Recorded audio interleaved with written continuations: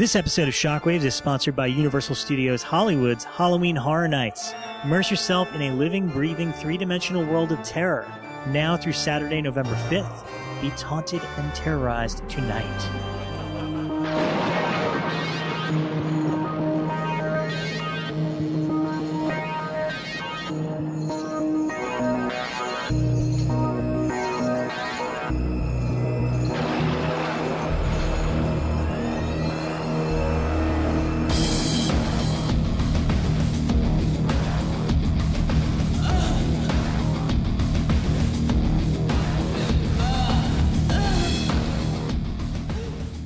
Hello and welcome to episode 18 of Shockwaves. I'm one of your hosts, Rob Galluzzo.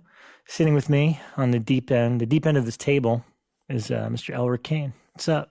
I am here because God told me to. Told you to be here today? He told me to be here. Are you sure it wasn't us in our emails annoying you? I'm pretty sure we said to be here. I think It was actually God told you to. For once I helped organize one. Yeah. Well, that's right. This is nice. Thanks to you. Yeah, We'll thanks, discuss Elric. that later. All right. You're all such right. a maniac cop. And our third, yes. Sneezy, the Well sneezy played. dwarf over here. Sneezy dwarf. No, that's our third host, Rebekah McKendry. I just have allergies, guys. Just blame it on the allergies. I know. Mr. Ryan Turk is not with us today. He's broken his streak. He's at Fantastic Fest, which means that hopefully next week you'll have some films to report back on. Let us know what to look out for. I guess the stuff couldn't make it today. Thinks he's the stuff. He's the hot stuff. But before anything, there's so much to talk about. We've seen so much, but we have what we consider some pretty awesome news. Our good friend Aaron Crawford, aka Aaron Cavity Colors, he's the one that designed the Shockwaves logo for us. As of today, right now, on his website, cavitycolors.com, you can now pre-order a Shockwaves t-shirt. Yeah. Boom. This is it, finally. We're starting slow. We're starting with the logo he designed. But now all the girls at home are like raging because they're like, why not a girl shirt? They're always There guy shirts. is Guess a girl what, ladies? shirt. There's Holy a girl cow. shirt. That's right. There's Yeah. guy shirts, there's girl shirts. Order in whatever size you want. This is a pre-order deal. I've sent him over a batch of Shockwave stickers, so he's going to include stickers with the first 100 shirts that go out. Hopefully we sell 100. But better yeah, sell 100. we're really excited about that. So that's super cool. And they're So, comfortable shirts, I'm unlike so many wearing black one shirts. tonight, guys. Oh yeah, are. that's one of the Cavity Colors I'm wearing ones. one Yeah. tonight. So definitely go over to cavitycolors.com. And you know, not even just the Shockwave shirt. Like Aaron does some really cool, unique art prints and pins and t-shirts. We all own a bunch of his stuff. So start with the Shockwaves t-shirt, but then support some of his other stuff on there. And, if it does well, then I definitely would want to do like some sort of weird caricature of us, like some sort of weird, wild Shockwaves And also, when idea. he first did the logo, he had all these other color combinations, which were super fun. You know, we chose the one we liked in the end, so it'd be fun at some point. You release a couple of those and mix it up. Alternate, yeah. One for every day of the week, kids. Alrighty, so that's the business aspect, and of course, if you're not already on there, please like us on Facebook, follow us on Twitter, and rate, subscribe, and review us on iTunes. That all helps spreading the word. And now to it. We got to talk Blair Witch. Yeah. Why? I've been holding off all week because me and Elric have been sort of poking at each other because it seems like we've got various opinions. So here we go. So we all saw the new Blair Witch. Oh, she hasn't seen it. I have not seen it. You've not seen it, Which okay. I have a confession to make, but I will make it after you guys talk I about already yours. know where you're going, but go ahead. Okay. I won't even start the review. All I'm going to say is there is nothing on this planet that I want to see more than the next Simon Barrett and Adam Wingard movie. So let me preface whatever I say next by that first. And that's true. Like, there's no combination in movies right now that I'd be more like, oh, cool, they've got a new movie. Yep. So that's out of the way. I thought it was absolutely lousy. Wow. It gave me nothing. Like, and I mean nothing. Like, I sat there, I went with somebody who has fairly different taste than me. We agree on a lot of movies, but we're pretty different. We both went opening night and wanted to love it. Mm-hmm. Like, I just wanted to be entertained, show me something fun. And we both sat there at the end and looked at each other and went, oh, wow. It just didn't do it for me. For whatever that is that you're looking for. I didn't jump once. There were a lot of setups. Now, when I read that somebody loves it, it doesn't really surprise me though, because it's a well-crafted movie at times. Uh-huh. But my number one criticism, and we can talk about a million things, but my number one is, and this would be with any found footage film, the first 25 minutes. These are, this is not a spoiler at all, but I would probably avoid this whole sequence if you're trying to avoid spoilers. I felt the first 25 minutes is setting up, hey, what camera should I wear? Where should I put a camera? And I'm like, seriously, I have seen 150 found footage films since the first Blair Witch. And if anyone you don't even need 20 seconds on that anymore. You can jump into them in a car on the way to location and we will go, oh, cool. Sure. It's a found footage film. To me, that was like a real misstep and it kind of set the tone. Okay. So let's go back and forth. I have plenty of other things. All right, sure. For good and bad, I want to hear you. So you didn't like it. I really didn't like it. I did like it. Okay. And I wish Ryan was here because I saw it with him and he didn't like it either. Yeah. And I'm sorry to speak for you, Ryan, but I enjoyed it tremendously because, and I want to word this carefully so people don't attack me immediately. I respect the Blair Witch Project, the original film. Yeah. I totally acknowledge what it is in film history and how the marketing worked towards it. I was first in line to see it. I revisited it. I watched pretty much the Curse of the Blair Witch documentary and Book of Shadows leading up to watching the new movie. So I don't think the original Blair Witch Project really holds up. I will give it the last 5 minutes is some terrifying stuff, but I don't know if it's just because we've seen 8 million found footage movies. I still find like the first half so annoying. And like, I don't want to sit there. You know what's weird? I found the new one's more annoying. The character's more annoying than the original. Well, and here's the thing. The new one, I liked it because it was basically, look, they're saying it's a sequel, which technically it is. It's basically a remake of the original, basically. Yeah, only, with more action. You actually see some stuff. Yeah, there's more action. There's more crazy stuff happens. Yeah, there's more crazy stuff and you actually see stuff. Now, that said, I don't think it's like great or, what were the quotes for it? The scariest. Well, Miska has said it will reinvent the horror genre. Twice. He said it twice. There's two quotes. There's two quotes from the guy that produced one of Adam's movies in the trailer. But that didn't bring people out to see it, apparently. It's possible that you feel about this the way I felt about zombies, which is like, well, you probably like this more than I actually like zombies, but where I'm like, oh no, I'm entertained. I know it's not a good movie. Right. But I mean, actually some of the way this is made I liked is good. it. Well, I liked it because it was everything that I imagined the 99 movie was going to be. Like all the hype and the viral stuff, like that's what I thought I was going to see in 99. It might be a little too late now, quite frankly. And to play devil's advocate, although I like the movie a lot, Book of Shadows is still my favorite in the franchise, and we'll get to that in a second why. But, the thing that bothers me, and I'm sure it's the same with you, is it's a lot of missed opportunities in the movie. Yeah. There's a lot of great ideas and concept and new things that are added. So, I love the and this doesn't really give much away. I love the messing with time. Yep. Like the way they get lost and setting up some new rules about if you stay over one night, that's kind of where it begins, etc. There's just a lot of cool stuff. I mean, they hint at a body horror thing, and I was so pumped for that. But then it doesn't go anywhere. You can't do that at a movie. I mean, you can't have all these it has more setups to like cool things that could pay off than any movie in recent memory. Like where it's like, oh, that's gonna be cool. My number one, and this is only a spoiler if you haven't, is it has this drone, which is a major. And that I loved, by the way. The drone could have been amazing, but you needed a really great payoff. When you have something that flies, what could knock off something that flies? They bring a drone that goes straight up, and then you get these amazing cinematic shots. But then there's that's pretty cool. But you could do so much with that, like showing spatial direction and where things are in relation to each other. But if you were also going to knock down a drone, what could knock down a drone? Or perhaps something that flies. Oh, witches fly? I mean, I'm watching it going, come on, give me what I want, which is a flying witch. But no, I'd say the time stuff was real interesting. There's a lot of cool new lores that I felt were introduced that if they had gone all the way with. Here's the weirdest thing about it, because those guys are not safe filmmakers, not at all. Like the VHS films feel dangerous at times, and that's found footage, and all their films have an edge to them. There's a couple in here, the center couple of this movie, who aren't a couple, as the movie starts, but they're like each other. And I'm watching this movie going, oh, they like each other. They don't even fuck or get naked. Like no one takes their clothes. I'm watching this movie going, like Elric, they don't fuck or get naked. If my quote was on the poster, I'd be like, they should have fucked, and then I'd be in. No, but I mean, I'm watching this movie going like, wait, why is this so freaking safe? This feels like very G in terms of that side of things. You want me to care about these as characters and care as a couple, let's say, at a certain portion of the movie, and they just kind of like each other, or maybe like each other. It's so you can't with movies. You only have so much time. If this was a miniseries, we could grow into that maybe. I will tell you, this is my little spoiler. The movie I wanted, was halfway through because they're playing with time. I thought to myself, and I told Dick afterwards. I got really excited. I wanted to go home. Hey, let's write that movie. As I was like, oh well, so this is her brother, right? I haven't seen him in 4 years. What if they had run into each other in the woods? And for her, it'd been 2 weeks. Yeah. And you have her come in, and now you've got a brother sister who love each other or don't even know each other, trying to escape the woods. I'm like, that's an emotion story, you know? Oh yeah. And so because they brought up the time thing, which I wasn't expecting for sure. Yeah. So there's but there. Look, I'll give it to them. There was cool stuff, and I definitely didn't hate the movie. You know how you walk out of some movies like going, oh, I want my money back. Right. It wasn't and that. I like the last 15 minutes or so. It gets pretty tense. It's tense. There's still things that I wish would go even further. Yeah. No, again, a lot of good ideas. I liked it. I wish there's set up for so much more. But I still like the second one the best.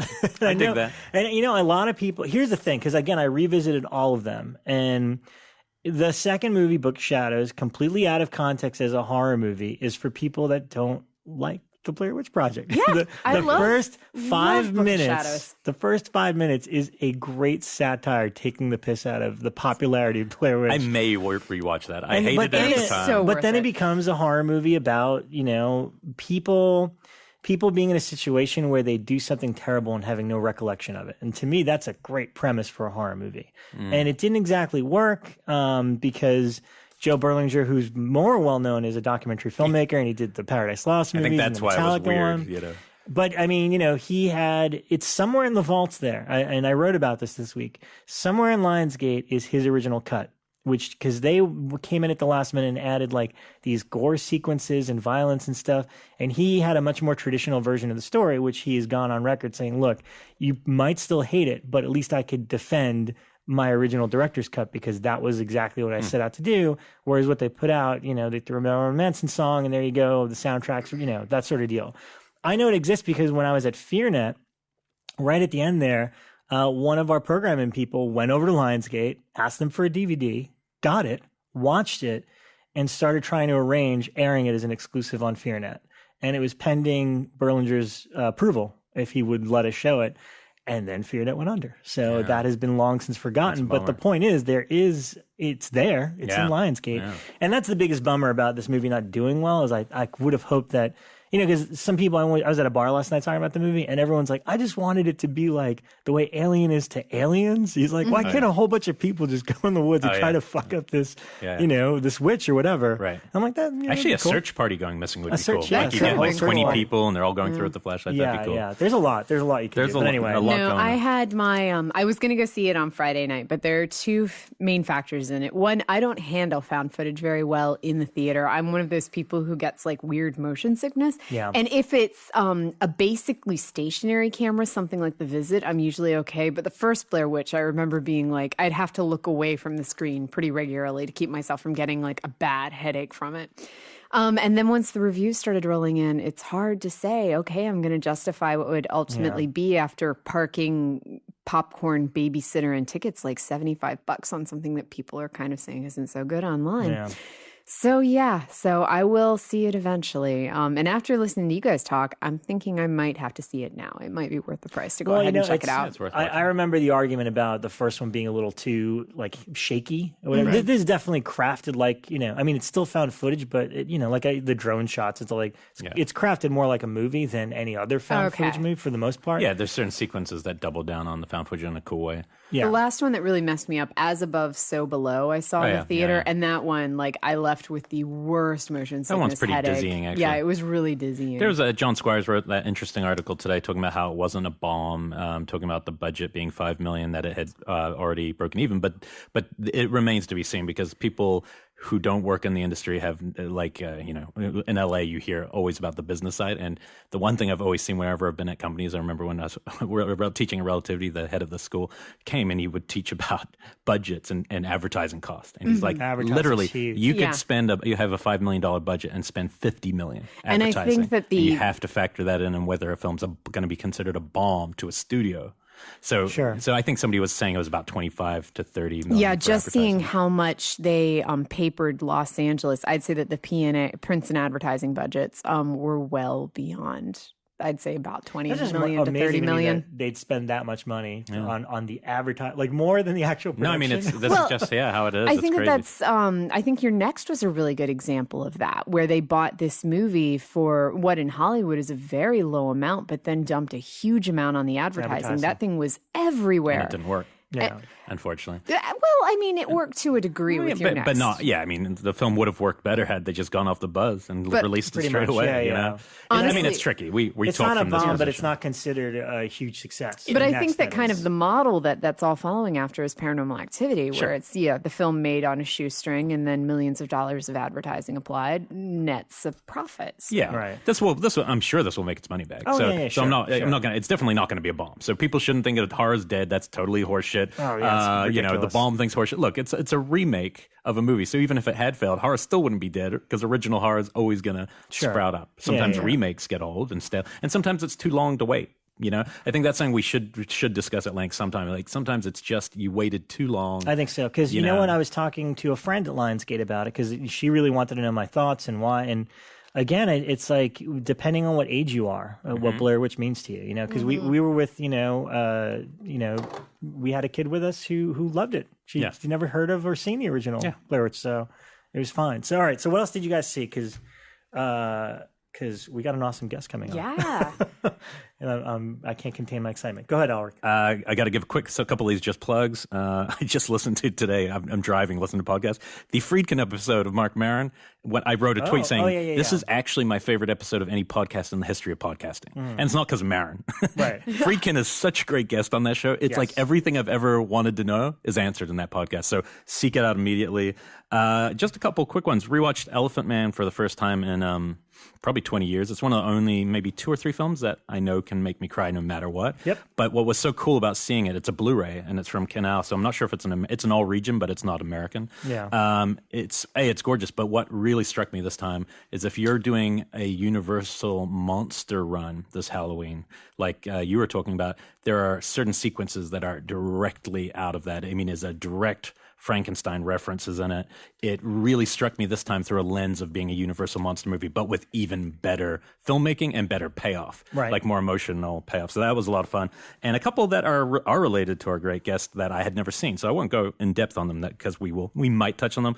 But one I have to because you're holding the original there. I had never seen Return to Salem's Lot by Larry Cohen ever. Neither have I. And this movie is playing on Amazon streaming. It costs like $2. It is the very reason we have the word bonkers. It is largely to describe a lot of our guests' movies today. And we need a better word than bonkers for his filmmaking. But this one particularly, it's Michael Moriarty at his most out there, most intense. Like, you've seen him do some pretty crazy roles. He's pretty wacky and cute. He's almost like the director in Cannibal Holocaust. In the opening shot, he's in the jungle filming like some Cannibal Holocaust scene. And somebody's like, yeah, we've got to take you back. Your son's going off the rails. And then he returns home and he goes, I'm going to take my son to this old house that I inherited. And they go to Salem's Lot. And when they get there, unlike the original, the whole town is now run by vampires. And they come out at night and they are very polite and they don't even need to drink blood anymore. They're actually pretty cool. We mostly are we mostly just drink like animal stuff. So what's the issue? Occasionally, well, they decided that because he's also a writer, a journalist, and understands ethnography and stuff, they want him to write their Bible, to basically write their history of their thing. And they kind of use his son against him and stuff. So you're watching this the premise is really out there. It doesn't all work, but then something glorious happens. Sam Fuller, one of my favorite directors of all time, who had never acted in a movie, so besides a Godard film, suddenly pops up as a Nazi hunter, not a vampire. He doesn't know he doesn't get that they're vampires, and he starts talking to the other guy. He's like, one of them's a Nazi, and I'm gonna kill him. He's been hiding out here, and so it goes to this long sequence towards the end where they just are going around killing vampires as Sam Fuller, this old battle axe, director. So it is a lot of fun. It's one of the strangest films I've seen in a long time, and as a sequel, I'd say it might be one of the weirdest follow-ups. But it has some of the same stuff. But because it's definitely more low budget, you can tell some of the effects stuff is just like so bizarre. It's like definitely Rubber Suit versus Class. So it was fun. Yeah, I've never seen that one. I thought I had, and I definitely hadn't. I mean, when this movie started, I was like, I have not seen this movie, and it made me fall in love even more with our guests than I thought I could be. Then I watched. I had to order this one. It wasn't easy to find. A couple years ago, they played The Ambulance at the Egyptian, or maybe it was last year. And and I missed it, and I'd never seen that. It's one of Larry's later films. It's Eric. This word bonkers is going to be used a few times today. Eric Roberts working for Marvel directly under Stan Lee as a cartoonist, like drawing Spider-Man and Wolverine and stuff. And you're just in New York City. You're like, what? Like Stan Lee's just saying, hey, man, what's going on? And you're like, what? Is he in the movie as himself? Stan Lee is himself. And he's actually drawing like Spider-Man. So you're like, what? He's actually got Marvel rights to draw some of these characters. So Eric Roberts is this artist. He tries to pick up a girl on the street. She faints. An ambulance comes out of nowhere, kind of old-fashioned ambulance, picks her up. He says, oh, I'll see you at the hospital and come, I'll come see you. And she isn't seen again. He spends the time looking for her, and you start seeing this ambulance that is taking people to some weird place for experiments. And so it's like this dark, the ambulance. And Eric Roberts just run around the city, and it's really cool. It's incredibly charming. In fact, if anything, I'd say it's probably, of the vintage late Larry stuff, I can tell it's one of his best films, and it's so him because it just keeps shifting gears. You were never going to be comfortable with fitting it into any one thing. So it was a really cool movie. It cost me like $15 online to get the DVD. You can totally borrow it. Second to last, I had never seen his first film, Bone. And Bone is kind of a rough one. Well, I mean, it's so funny and it's so weird, but it's like the craziest political sexual satire I've ever seen in my life. I mean, it is a hot button, and it's I always say his name right, but Yaphet Kotto from Alien, yeah, basically just shows up at a very rich white couple in Beverly Hills house, and they're freaking out because there's a rat in the pool and they don't want to get in, and you assume he's the guy coming to clean the pool or something, and he basically just turns and goes, you're going to get all the money out of your account, or I'm going to rape your wife and I'm going to cut her throat. And it's said in a way that at the start you're kind of scared about the situation, and then it just goes into the most insane level of satire and comedy and like the weirdest sexual politics. But while it's funny, it's at the same time got these really uncomfortable racial and sexual situations going on. So you feel simultaneously like it's funny, but I don't feel good about it. But they always talk about it. So it's never like, there's not a single sliver where you could watch and go, ooh, it's misogyny or it's anti-black. No, it's just looking at issues at the time and going, I'm gonna go there. So It's kind of, and it's produced afterwards by James K. Harris, the guy who did like The Blob and stuff.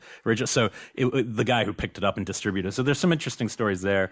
And then I'm not going to talk about this one right now, but I finally watched. We all know the long history with this title. I finally got to see the Blu-ray release of God Told Me To. Oh, yeah. So it was something that we had a little part to play in, which we can go into later. But it was just awesome. I hadn't seen that film since, a DVD like 10 years ago, and it was just great seeing that movie. And we'll talk much more about that as the show goes because it's one of my favorites. But so it was a Larry binge of the ones I hadn't, well seen. Done. Not the stuff I already loved. I'm going to do one after this. That's a lot of Larry. That's a lot of Larry. A lot of Larry. Whole lot of What about you, Bekah? I will run through mine. So first, I rewatched Pandorum from 2009, which I had not seen since I saw it in the theater in 2009. And when I saw it in the theater in 2009, I thought that it was just a jumbled mess. Like I was really confused about what was going on. I thought it was way too many subplots and people involved, and I didn't enjoy it at all. Rewatching it in my living room, I freaking loved it. I thought it was awesome. Is that the one Norman Reedus? Is he in that one?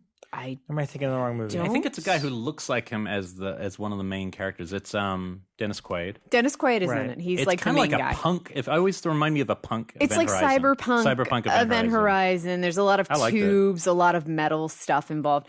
Ben Foster. Ben Foster. That's it. Yeah, the whole plot is that this ship has been sent from Earth because Earth has become overpopulated, and they're bound for this planet called Tanis. And Norman's in it too. Oh, Norman is. Oh, okay. That's too much emo for one movie. Yeah. No, the movie definitely does have a good amount of emo in it. And so somewhere along the way, they all go into this hypersleep, and it's going to take 123 years to get to the planet.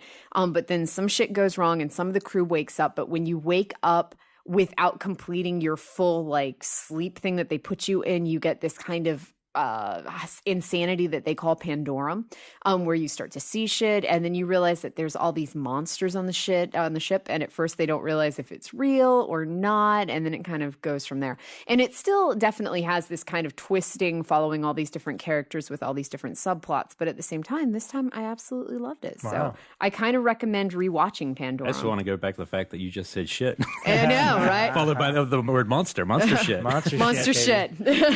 So shit of monster. The next one that I watched, I'm guessing Elric will love. I'm sure you've seen. She always gets this wrong, right? Have you seen 1979 Stalker? Like the Tarkovsky film? Yeah. Okay, see, I'd never seen this I don't know why before. you'd be watching a 3-hour Russian sci-fi movie. That's one of my favorite movies. I was on a sci-fi kick this week for an article that's going up on Blumhouse, which will be up by the time this show airs. And so that's why I watched PANDORUM, Stalker, and the last one I'm going to talk about, MOBEIUS. So I was trying to watch all these lesser-known scary sci-fi films. So I've binge watched a whole bunch of them this week. So I watched Stalker. So slow, It's one of the slowest films ever made, but it's also one of the most tense. Oh my God, I've yeah. ever seen. Like, I actually enjoyed it. And I have to say, it's weird. It's like David Lynch and then a little bit further weird. And then what's not weird during the actual film, you've got these like dreams that happen, They go these into the dream character sequences that You get can even hear weirder. me next year on the projection booth talking about Stalker because he plans that far ahead. Oh my That's gosh. the episode I That's happen the to be episode doing. you do? That's awesome. Strangely enough. But it's you know what? It's one of the most tense things. I couldn't imagine watching it at home on TV because you have to be captive because it is slow. I but was like, I'm it going is to tense. iron some shirts while watching this because I swear the shots were held for like minutes at a time. It's very purposeful. It's by the guy who did Solaris. So Solaris, the original Solaris, and Stalker. But Stalker, to me, is a more interesting movie because it's like the tension you feel. They don't know they're going to this place called the Zone. They just keep taking a few steps and you don't know what's going to happen. The whole It's a concept very is strange this film. guy named the Stalker grabs a professor and the other guy is a writer and says, we're going into this forbidden area called the Zone. And somewhere in the Zone, there is this room that inside of it, every single pleasure and dream you've ever had will be fulfilled. Do you want to come with me? And they definitely want to go with him. And so the whole movie is kind of their journey there. Yeah, it's a metaphysical thing, but Yeah. it is. Yeah, I have to. I haven't seen it since college, so I'm kind of Criterion. I think it might be streaming, but then Criterion may have just gotten the rights finally. That's why it hasn't come out because New Yorker held on to the rights of a lot of things and didn't want to give them up for needing a lot of money. So I think it's going to come out really soon, which would be cool. So yeah, I don't recommend it if you don't do the slow stuff. But that said, it's really mesmerizing, captivating, and the tension is great. So the last one that I watched, I'm hoping that somebody out there in our listener land might be able to tell me where I can find a copy. It's MOBEIUS. It is from 1996, and I can best sum up the way that I saw it this week as I know a guy. And so it is this Argentinian sci-fi film from the 90s, and it is about this kind of dystopian, I can't say it's a future, but it's definitely like a dystopian society. And in it, this subway train takes off with a train full of people on it and just disappears. No one knows what happens to it. I've seen this movie. And it's really cool. Really good. And so then all of these people, like they're all trying to cover it up because they don't want the public to think there's anything wrong with the subway system. But there's this professor who has a theory about the way that the tracks bend and it being interdimensional and what could have happened to them. And it's really good. And then once I stopped watching the I Know a Guy version and was like, I need to own this. Not available in the States. No, look, you know what's weird? This is really weird. When I went on exchange program to Irvine when I was like 20 years old, and my teacher told me about this movie of a director he'd met called MOBEIUS, and he had a copy of it, showed it to us, and he told us like the guy, it couldn't get released, and then it like disappeared. But the one thing I remember him telling me at the time was it is actually about because of the Argentinian politics, people were being dissenters just disappeared.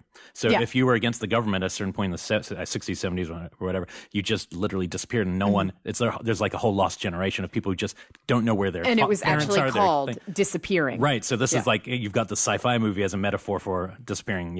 And this definitely felt like it had a lot of political overtones to it, not knowing a hefty amount of Argentinian political history, but the society that it was set in, there was definitely something off. It wasn't like these events were occurring in, your happy everyday city. That's so weird. I haven't heard of that film in like 20 years. I swear, that's so weird that you've seen that. It just came up because I was chatting with some people online about how I was looking for these kind of scary sci-fi films that people might not know about for this list I was doing for the site. And somebody was like, holy shit, you got to see MOBEIUS. Hold on, here's a link. This has never been released in the US.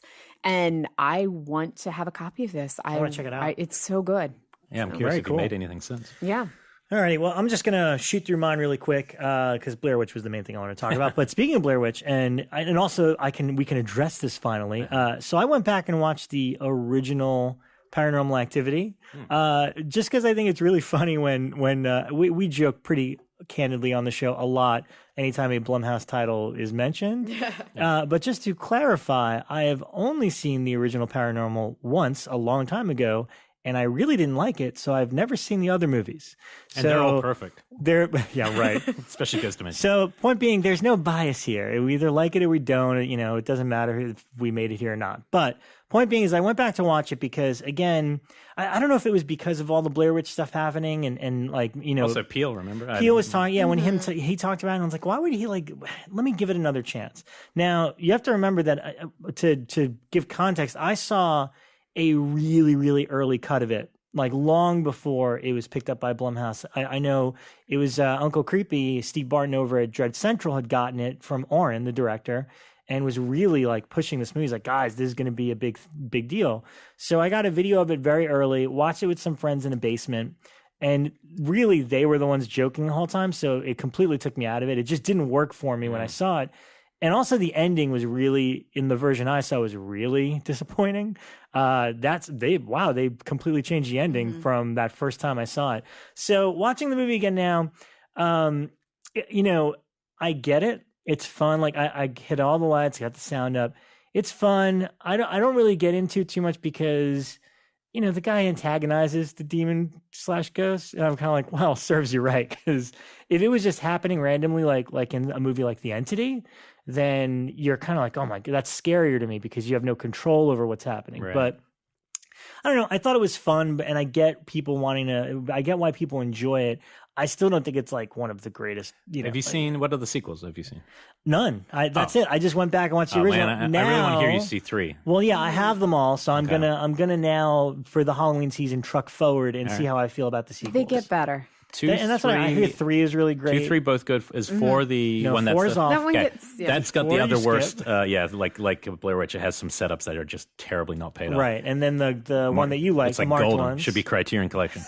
The marked ones is pure gold. All right, so I'm gonna get to that. I love the Mark ones. That was quite honestly. No, it's fun. It's like a fun movie. It's a really fun movie. And then Ghost Dimension is like literally one of the worst films I've seen in a long time. Wow. I hate it. It was just like, well, if I can get in 3D, at least I'll watch it that way. Yeah. But no, I'm gonna truck through. Also, Screen Factory put this out a little while ago. I have the Blu-ray here of Raising Cain, and I know you were talking about De Palma quite a bit. Now, I saw this as a kid when it came out in theaters, and my vague memory of it was that I really, really liked it back then. I mean, you know, as obviously a huge Psycho fan, and it's got a lot of underpinnings of that sort of stuff. But what was fun about this is it's got the reordered director's cut.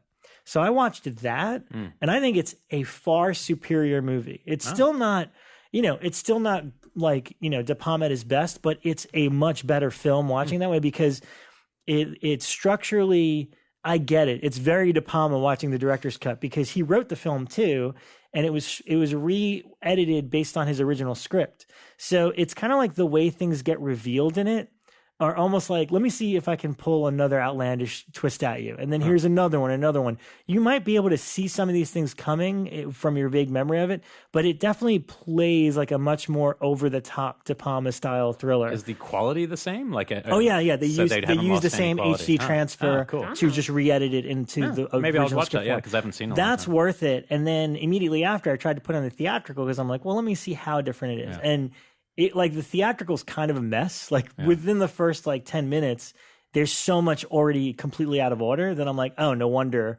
people like. The one cool thing I remember about that was that I'm feeling, unreliable narrator kind of feeling, which is like this movie's jumping around so much, it makes you a little dizzy. No, it's much more like Psycho, meaning that the wife is actually the lead. Yeah. And like John Lithgow in the director's cut really doesn't come into until like halfway. Wow. It's more about like she's the lead and she has this romance with another guy, but she's married and she's married to the perfect man and this and that. And then once he finds out, the husband tries to kill her.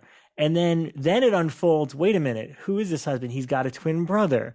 And so it slowly unfolds in like these different ways that make it much more a solid movie. So I strongly recommend the director's cut of Raising Cain. And really quickly, I'm not going to review, I'm just going to, I did a video on the Blumhouse Facebook. This week, Warner Brothers put out 3 Stephen King movies on Blu-ray, Cat's Eye, Salem's Lot, and It. Unfortunately, these things are like impossible to find because Warner's didn't release them to regular retailers. So they're not on Amazon, which is the way that I normally buy stuff. Yeah. You can either buy them directly from Warner Brothers on WBshop.com.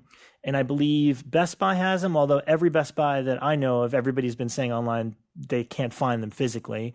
Barnes & Nobles is carrying them. You could order it directly through them. Our friends at Diabolic DVD, they at the very least have the Salem's Lot one. And I saw some people posting today. What's that store? FYE? FYI. Or FYE?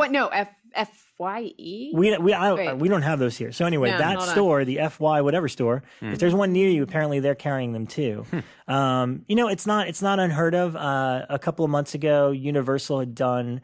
It is FYE. FYE.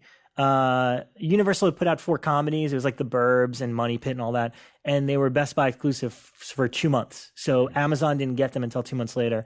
Rumor has it that Amazon will release them on November 4th. But if you want them now, because they're officially out now, then you got to buy them from Warner Brothers or Barnes & Nobles or Best Buy or FYE. Did you watch all 3? There is... No, I watched... I haven't gotten to it yet. I just watched Salem's Lot last night. I mean, they look terrific. That's all I wanted to know, yeah. Yeah, they look great. They're worth the upgrade in that regard. I watched Cat's Eye, which I hadn't seen since I was a little kid, and I totally agree with Ryan that Cat's acting is on point. Best cat actor ever before CG. Really fun. I forgot, Louis Teague did it. I forgot that the opening has a Cujo and a Christine cameo. That's right, yeah. All in one, so it's really fun. It's a fun Stephen King anthology, and I think Halloween season is perfect for it to come out. Salem's Lot is, I've always loved it. It's really long, and it's really long. And because most things that are really long are kind of boring for the most part, but it has those moments that are some of the most terrifying things ever, like the boy tapping on the window. Yeah, I like the feel of that world. It's got a weird vibe to it. Good Halloween time, I think. Perfect for Halloween. So. Oh, and correction, we do have an FYE. It's in East LA, just south of Alhambra. All right, well. There you go. Forget it, Bekah, it's Chinatown. It's not really, but yeah. So yeah, that's all the latest. And now we're gonna bone. Let's bone. God told us to bone. God told us to. We'll be back. It's no secret that we here at Shockwaves are huge fans of horror, on film, on TV, and especially in person. Halloween Horror Nights at Universal Studios Hollywood brings together the sickest minds in horror to immerse guests in a living, breathing, 3-dimensional world of terror. Now through November 5th, 2016, Halloween Horror Nights features a new slate of unrivaled film and television production quality mazes, frightful scare zones, and a fully reimagined terror tram experience, all uniquely themed to today's most definitive horror properties, like The Exorcist, American Horror Story, Halloween Hell Comes to Haddonfield, Freddy vs. Jason, Texas Chainsaw Massacre, Krampus, The Walking Dead, and The Purge Election Year. These mazes are scary as hell, and we'll be telling you about each and every one of them in graphic detail over the next couple of weeks here on the show. As Southern California's most extreme Halloween event, Halloween Horror Nights is designed to taunt, terrorize, and torment guests as they navigate the darkness from one frightening maze to another. Tickets are now available for purchase at www.halloweenhorrornights.com/Hollywood, including a front-of-line ticket option that enables guests to enjoy priority access at each of the Halloween Horror Nights mazes, terror trams, and other theme park rides. Advance purchase is recommended as event nights usually sell out. Halloween Horror Nights at Universal Studios Hollywood. Nobody does Halloween better.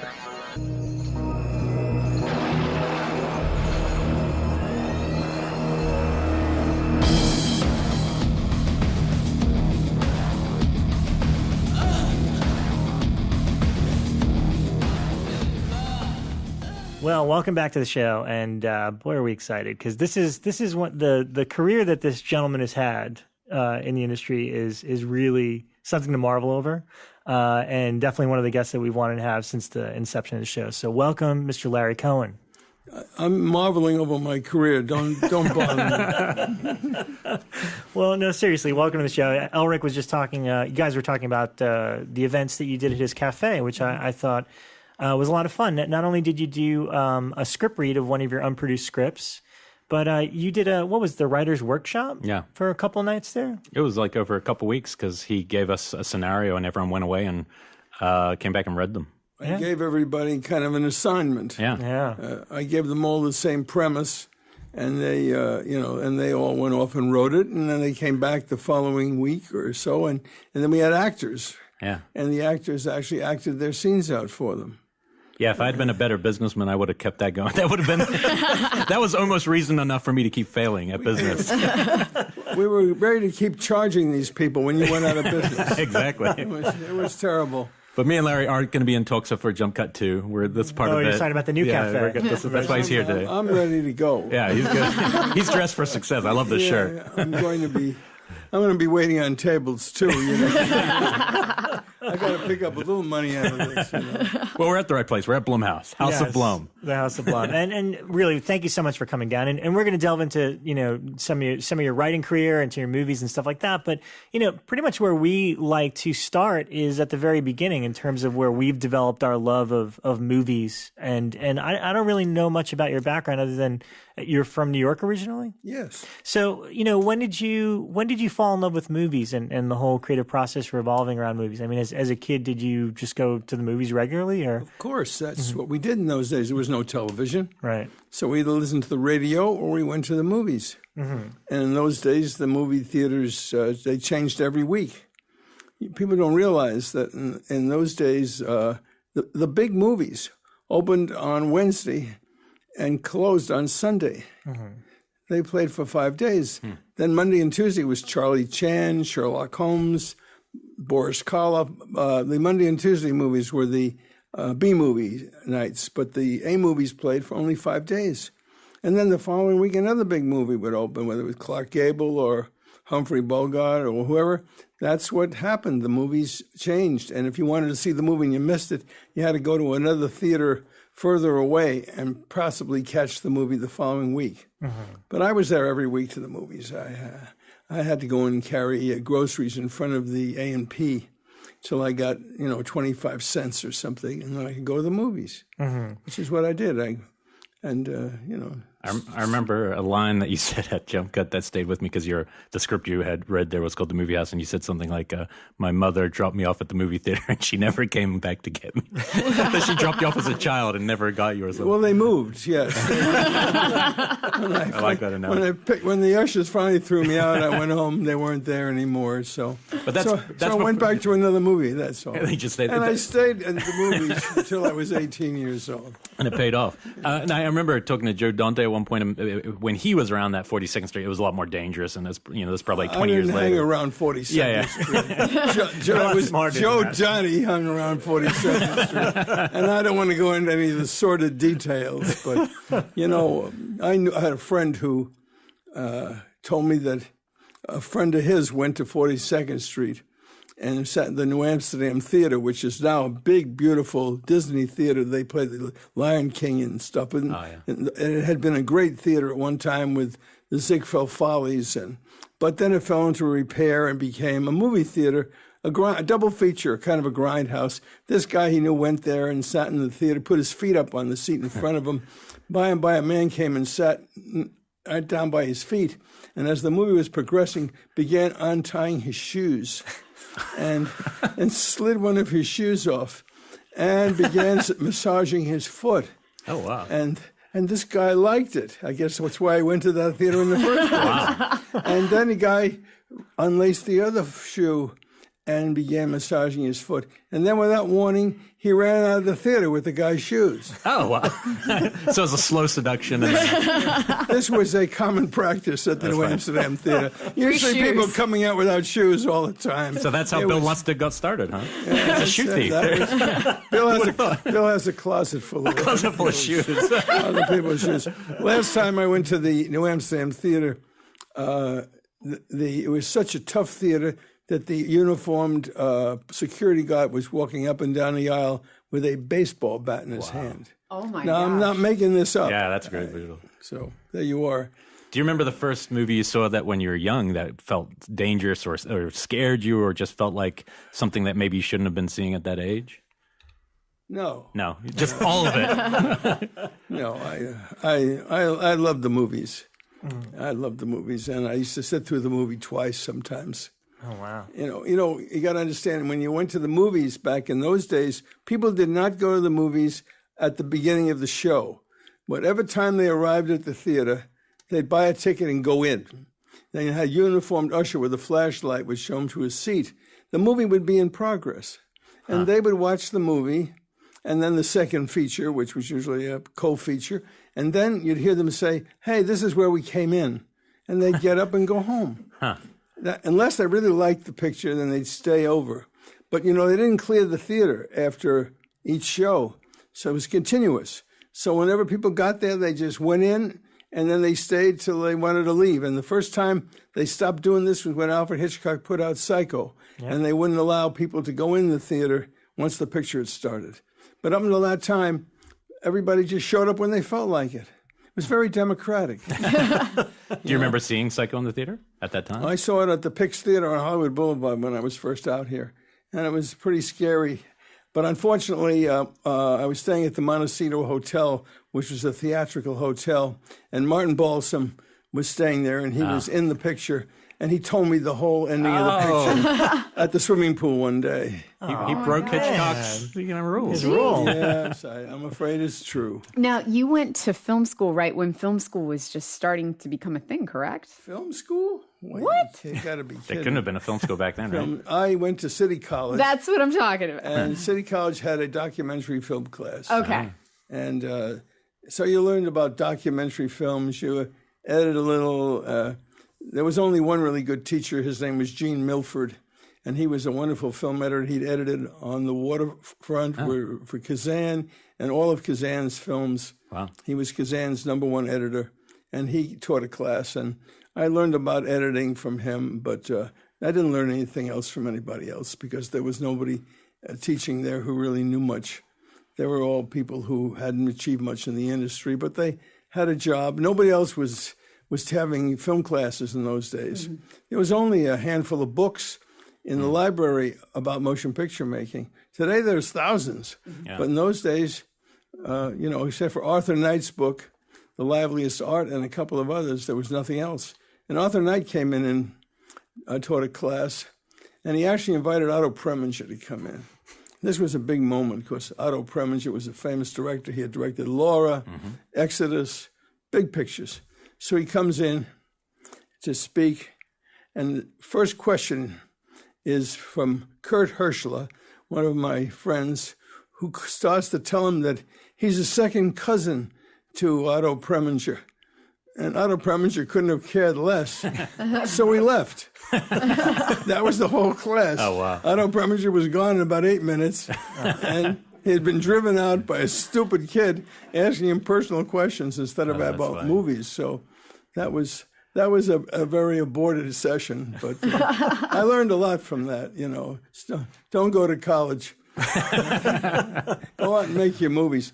I shouldn't have wasted the time going to college. I could have been out making movies by that time, or at least selling scripts. Did you make many films on your end, like shorts or any documentaries before Bone, or was that actually the first full-length film? Well, I wrote a lot of movies, a lot of television, but I made a film at City College, but it wasn't anything special. Yeah. But it was fun. I learned to load a Kodak Cine Special inside a bag. I could do that without looking. Yeah. That was very exciting. People haven't asked me to do that in a long time. And they probably won't now. I've been waiting for someone to come up on the street and say, "Can you load a Kodak Cine Special inside a bag?"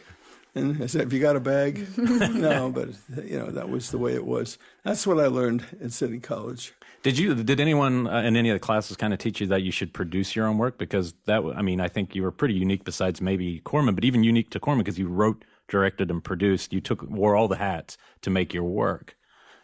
Did that come from anywhere? When I was you never wear. He's not even wearing headphones. Nothing. It's totally blind free here. No, I don't see wearing a hat could help make a picture at all.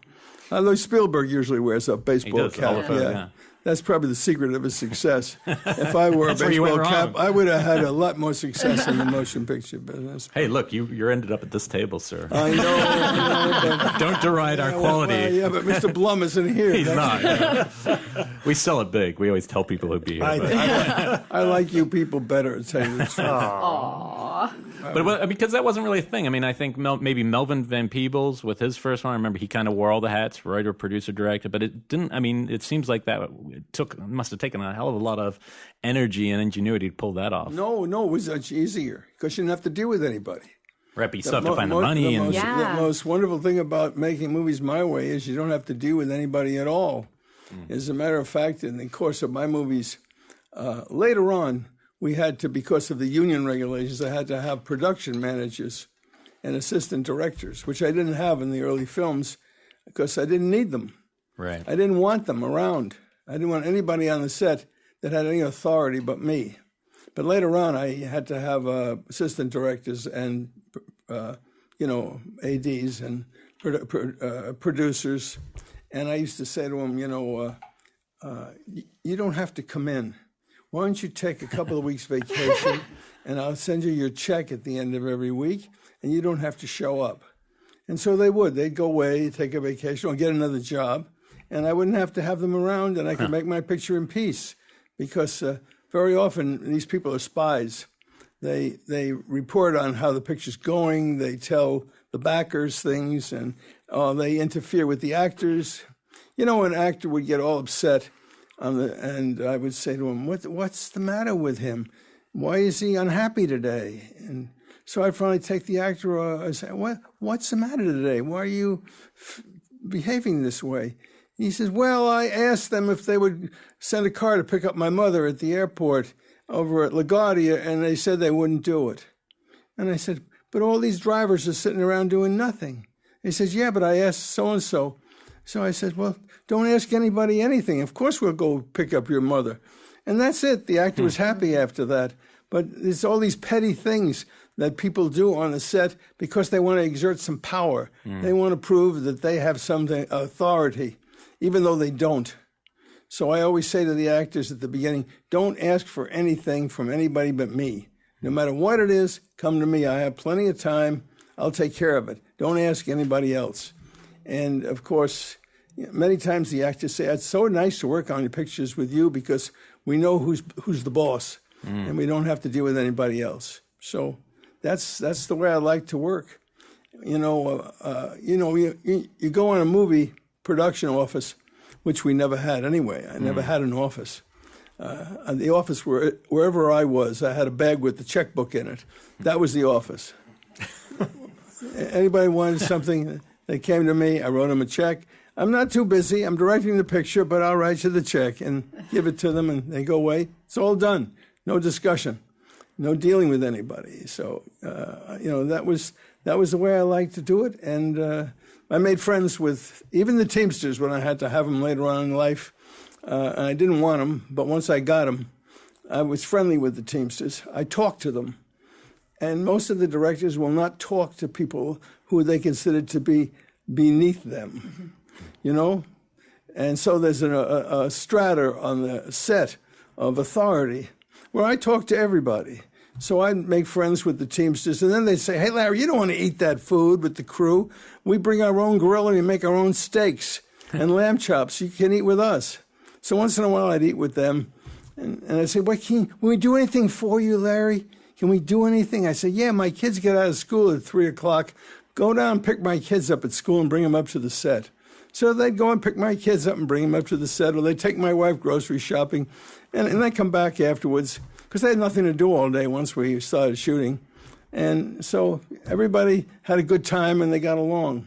But other places, there's such a feeling of authority and everybody looking over their shoulder and being afraid they're going to make a mistake and say the wrong thing, and who's the boss and who's going to get mad, and the hierarchy, I don't have any of that.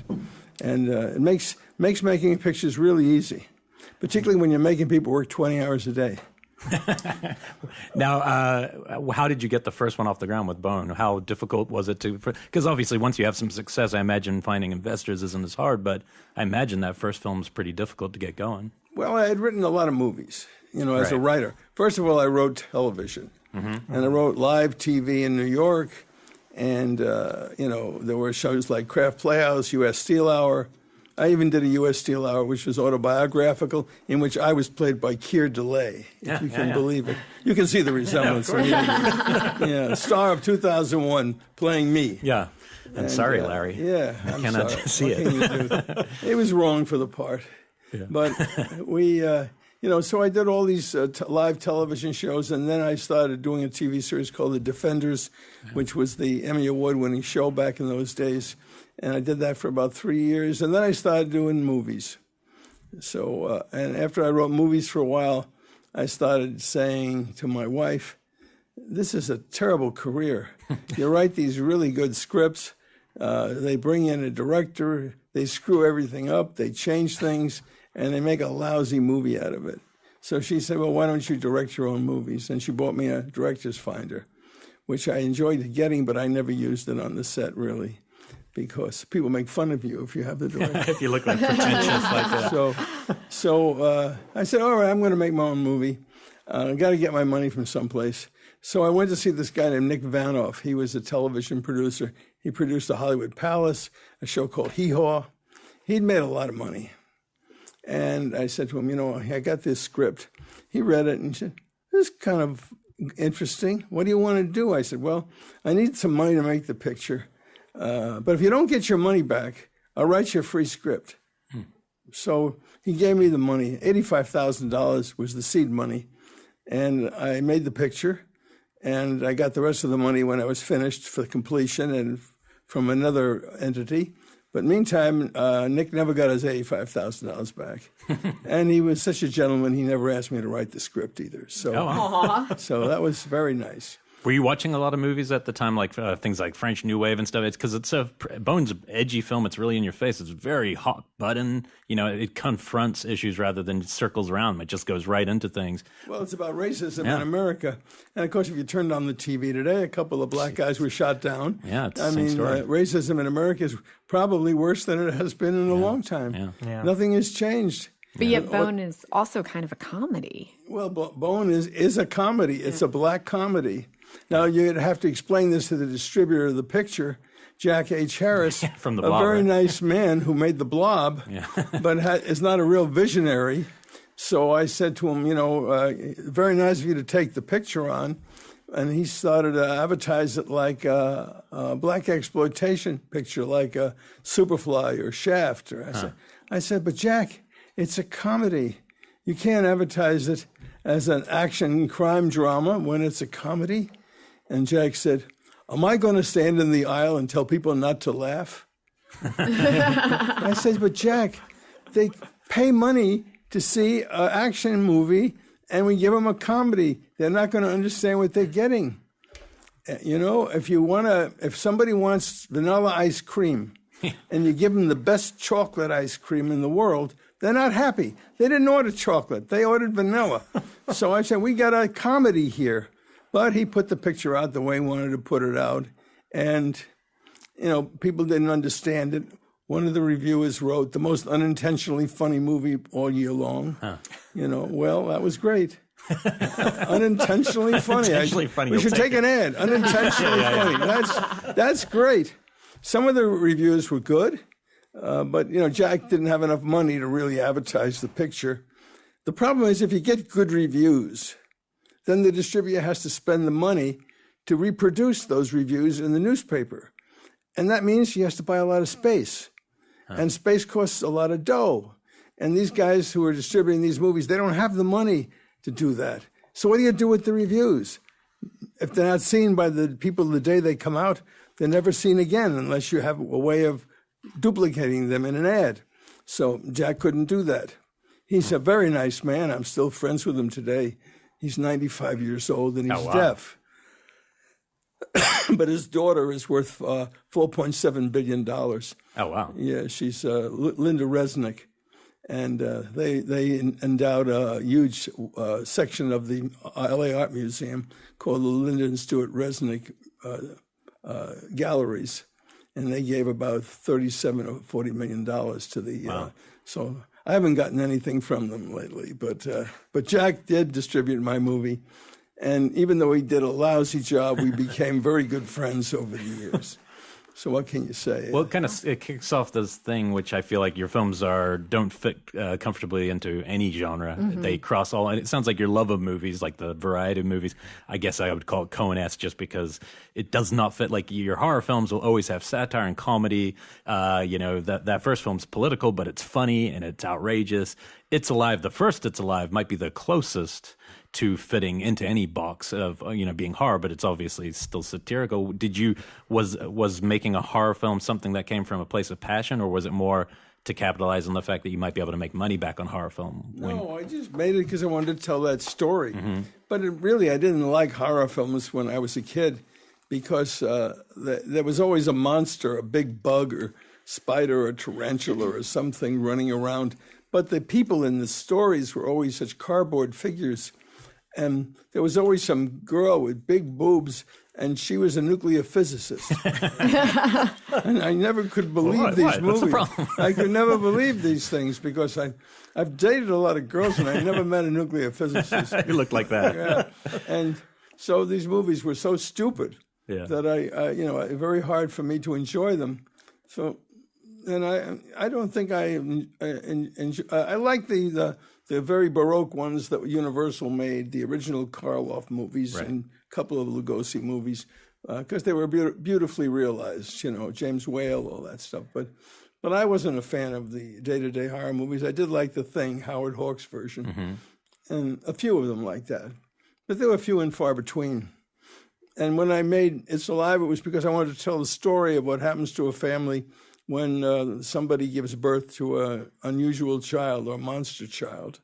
And that had happened quite a lot at that period with the thalidomide children and whatever. Now we have this thing with these bugs flying around biting people and giving them children who are very eccentric. And so what can you say? I mean, everything about my movies comes back again, circles back and becomes cogent once more after all these years. So are the ideas usually filtered from news stories, or is it purely imagination, sit down and I just made it up out of my head, The other day, J.J. Abrams asked me, he says, where do you get these ideas from? And I couldn't answer the question because they just come to my head out of nowhere. Most of my good ideas come when I'm taking a shower. I seem to do well when I got water pouring over my head. Then I have to jump out of the shower and find a pen and a piece of paper to write down the idea. And then later on when I look for it, of course, I was wet, so all the ink has run all over the piece of paper, and it's virtually undecipherable. I had a really good idea the other day, and I'm going crazy trying to remember what it was now, but it'll probably come to me when I'm not trying to think about it. But all the movies, The Stuff, all the God Told Me To, they all came to me, usually in their entirety. I mean, I not only knew the concept, I knew where it was going to start, and I knew where it was going to end. I knew the whole scope and the entire arc of the picture instinctively in my mind, without any help. I didn't have any collaborators. And you don't from memory from Jump Cut when we asked you don't outline scripts, right? That was part of your process. I have to outline scripts when I do development deals with studios because they want to know what they're going to get before they get it. But I don't enjoy it. But your best stuff when you're just sitting down on your own. The script is never as good when you know what you're going to do before you do it completely and in detail, rather than being able to improvise as you go and go off on tangents and bring in new characters and bring in new situations and have fun with it. And then it's exciting to go to work every day because you want to find out how the goddamn thing's going to come out. Right. What's going to happen next? I remember you telling us, I think it was one of the Jump Cut talkbacks, that you do your best work when you write yourself into a corner, and that's where you feel like you really did well. Well, it's good. You get yourself into an impossible situation, and then you have to figure out how to get out of it. Like if you put somebody in a telephone booth, how are you going to keep them in there for an hour and a half? So, and then you come up with it one twist after another. So at first, a pimp tries to get him out of the booth and ends up getting shot, and then he gets blamed for having shot the pimp, and then the police come, and then he finds there's a gun hidden in the phone booth, and then et cetera, et cetera, et cetera. Something keeps happening all the time. So that's fun, getting caught up in something like that where you say, wow, how am I going to get out of this one? What am I going to do next? How am I going to have some fun with this? It's like the old serials are saying, what's going to happen to Penelope Pitstop? She's on the... You can't have this when you're in a committee situation. J.J. Abrams asked me the other day, when you were doing The Defenders, he said, back at CBS, how many people were in the writer's room? I said, there was no writer's room in those days. One person wrote the whole script, and we didn't stay there and write it. We went home. They get us an assignment. We worked out the storyline with the producing company, and then we left. And a month later or 5 weeks later, we sent them the script. We delivered it, and they told us if there was something they wanted changed, then we went home and did it. There was nobody else helping us. It didn't take 5, 6 guys to write a script. The only people that had teams of writers back in those days was Bob Hope and Red Skelton and, Jack Benny. They had famously teams of writers. Sid Caesar had some of the greatest writers of all times, Mel Brooks, Woody Allen, all in a room. But we who wrote dramatic shows, we did it all by ourselves. And there was none of this collaboration. I don't know how I could function in a room with a bunch of writers, everybody trying to get attention and everybody trying to get their ideas into the story. I like the feeling of isolation, where I do it all by myself. I actually wanted to ask you a little bit about your writing process, because when it comes to seeing your films, especially the ones you directed, what I love about it is, it starts with this general conceit or idea, and I just cannot predict where it's going to go. And one of the most telling things was when you did the writer's workshop, saying that sometimes I don't know where it's going to go. That's the joy of sitting down and writing and trying to figure out, what's going to happen next.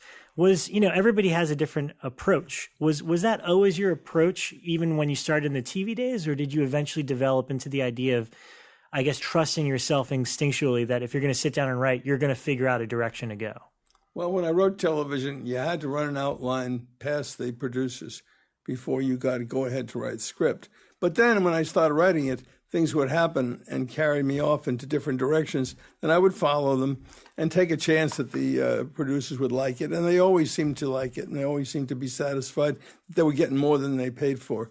So I did that, but much more to the extreme when I started making my own movies, because we not only did that when we were writing them, but when we got on the set and started working with the actors, then things would happen that would change everything. Like when I was doing Q, The Winged Serpent, first day we were working with Michael Moriarty, who's one of the great actors in the business. I mean, by the way, the winner of the Tony Award on Broadway, 3 Emmy Awards, and 2 Golden Globes, and everything but the Oscar. And great piano player in that film. Yeah. Yes. A little bit of piano flourish and Well, we didn't know that. Oh, you didn't know that? First day, he was listening to something on earphones in between takes. I said, "What are you listening to?" "Oh, I'm a nightclub act. I write songs." And I said, wait a minute, stop. Why don't we turn this character into a would-be performer? He wants to be in show business. He wants to be a pianist in a bar or a club, and he gets rejected. And that's why he participates in the crime that precipitates the whole movie. So I said, can we find a place with a piano tomorrow, a bar somewhere?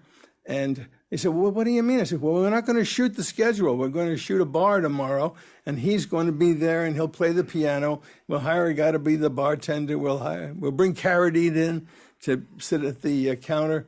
And we couldn't do that on an ordinary studio movie because everybody'd go nuts.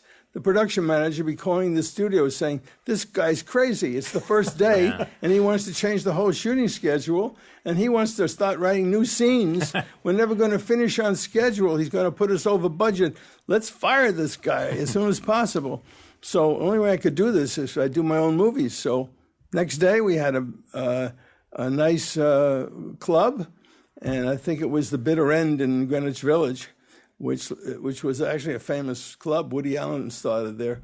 And we did our scene, and it made the movie.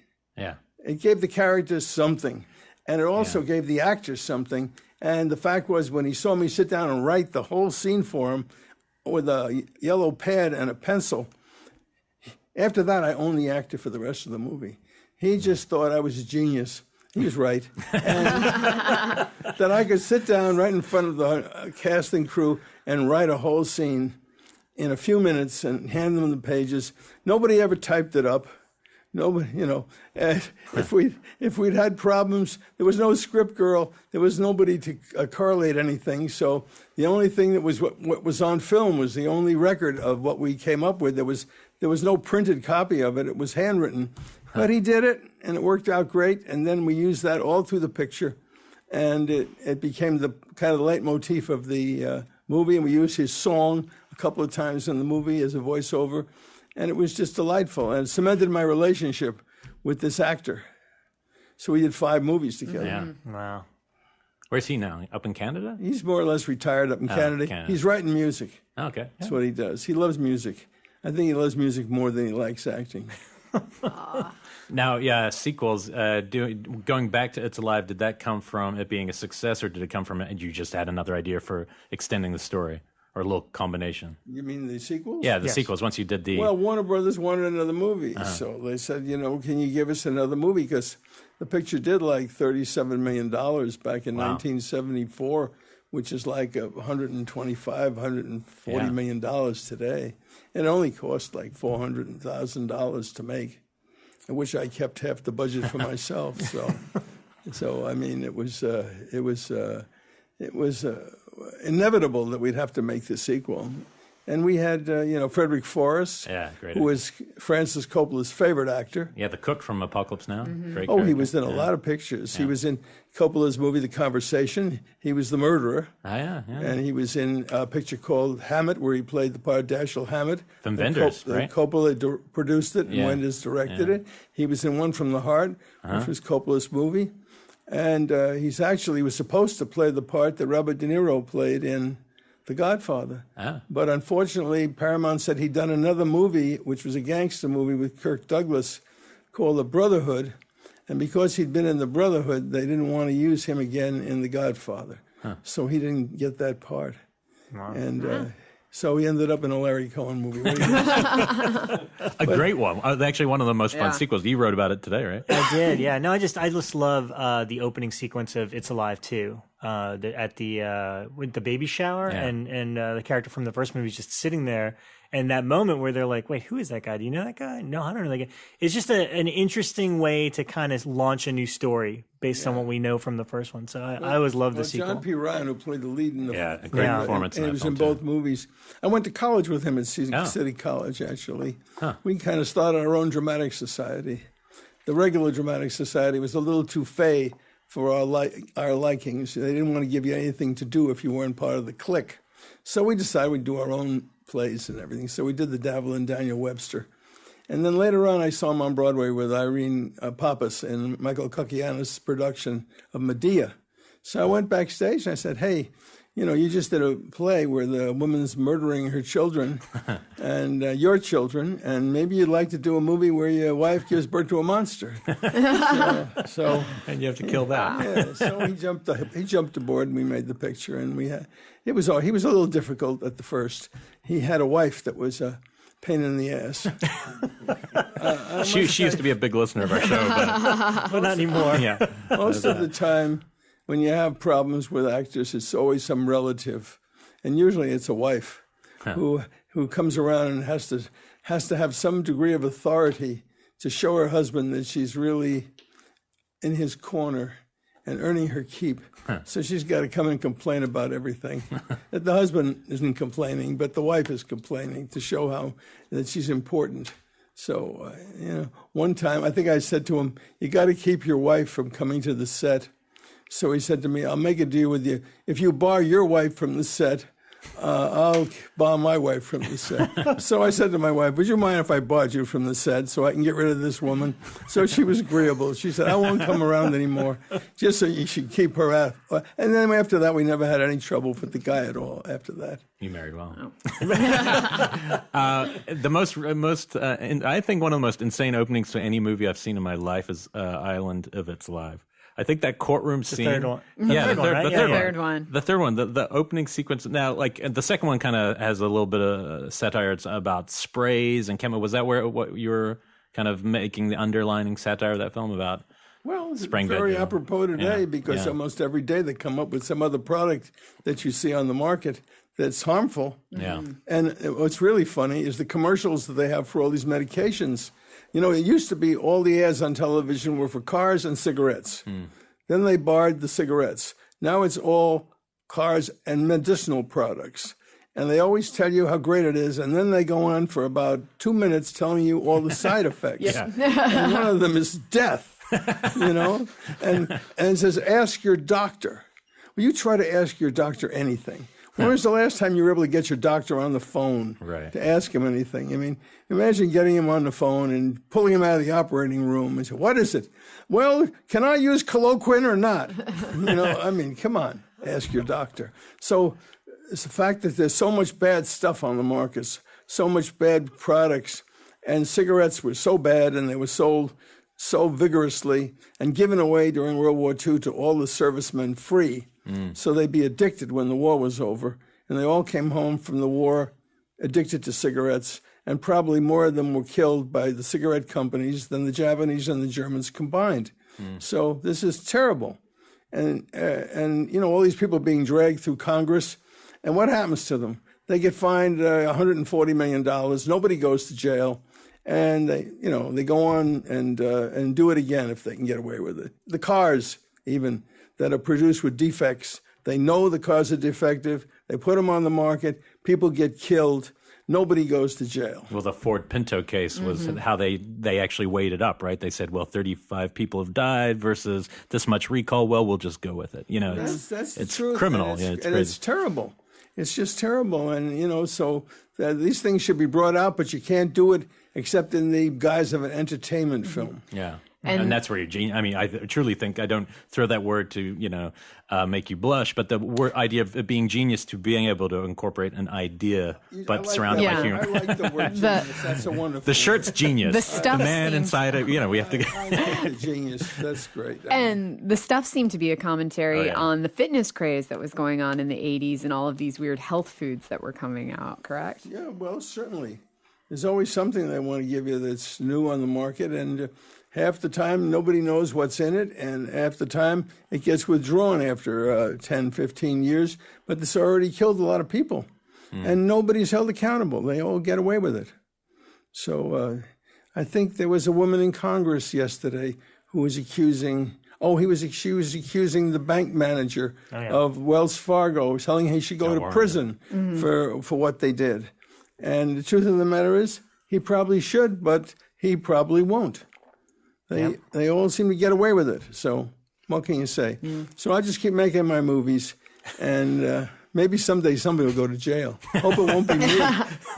Now, we've actually had arguments about what the stuff would actually taste like just from watching the movie, like what we assume that flavor is. Now, what did you actually He brought use? some with him, so we're going to We're just going to try it real quick. We had it for dinner on the way over. And everyone's looking a little lethargic. It's concerning. Very marshmallowy. See, I always say it looks like vanilla. Like I see vanilla ice cream that's just been melted slightly, but I've heard a lot of people I say say marshmallow. Marshmallow fluff. That's my idea It of what it was tastes like. It was good. How about tapioca pudding? Yeah. Oh. Something like that. bad, Whatever it was, it was addictive, and you didn't need to eat anything else once you started eating the stuff.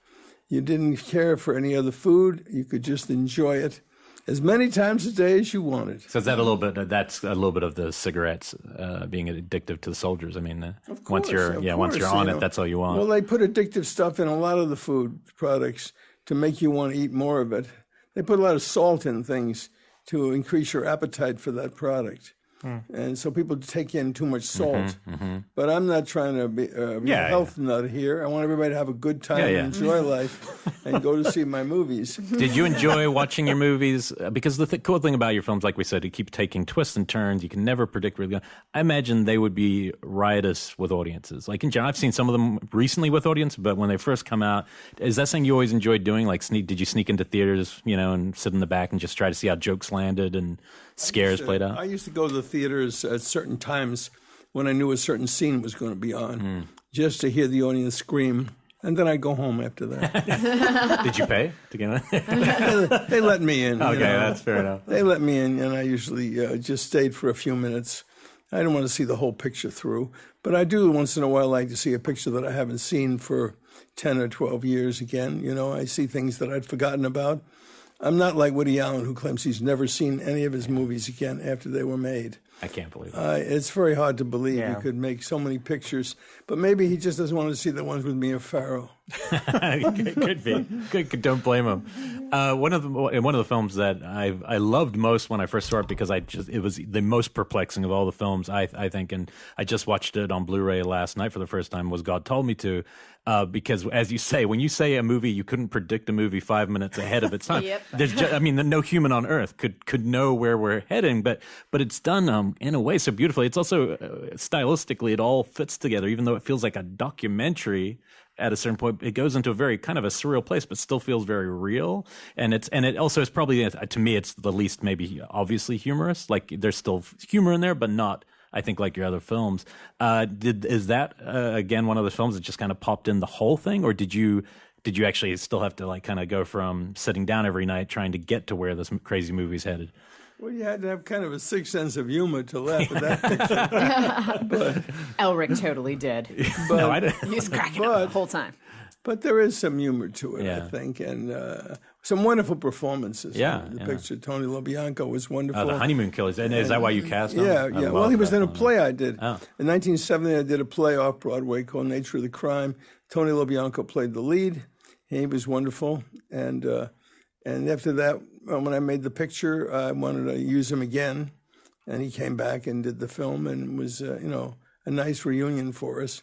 So we'd worked together before on stage.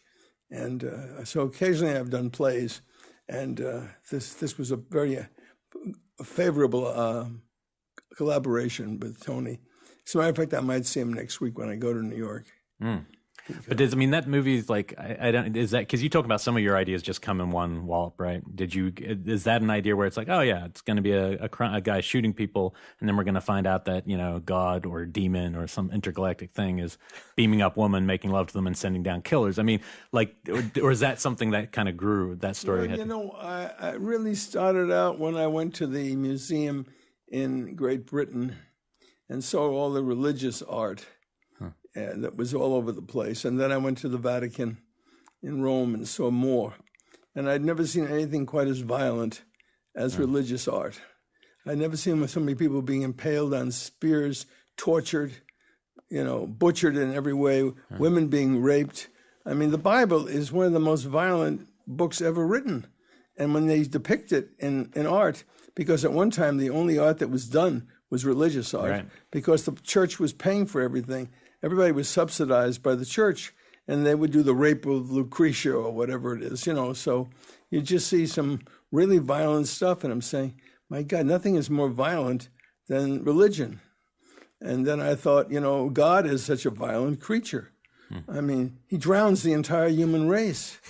I mean, every time you go into a church, what do you see? This poor man hanging from the walls with nails piercing through him. This is pretty horrible stuff. So I thought I'd make a movie which dealt with the violence and horror of so-called God. First of all, I look at the movies I've made. The stuff was about ice cream. Mm-hmm. It's one of the most benevolent things in the world, ice cream. Then I made a movie about a baby. Babies are the cutest, sweetest little things. In my movie, the baby's a monster, right?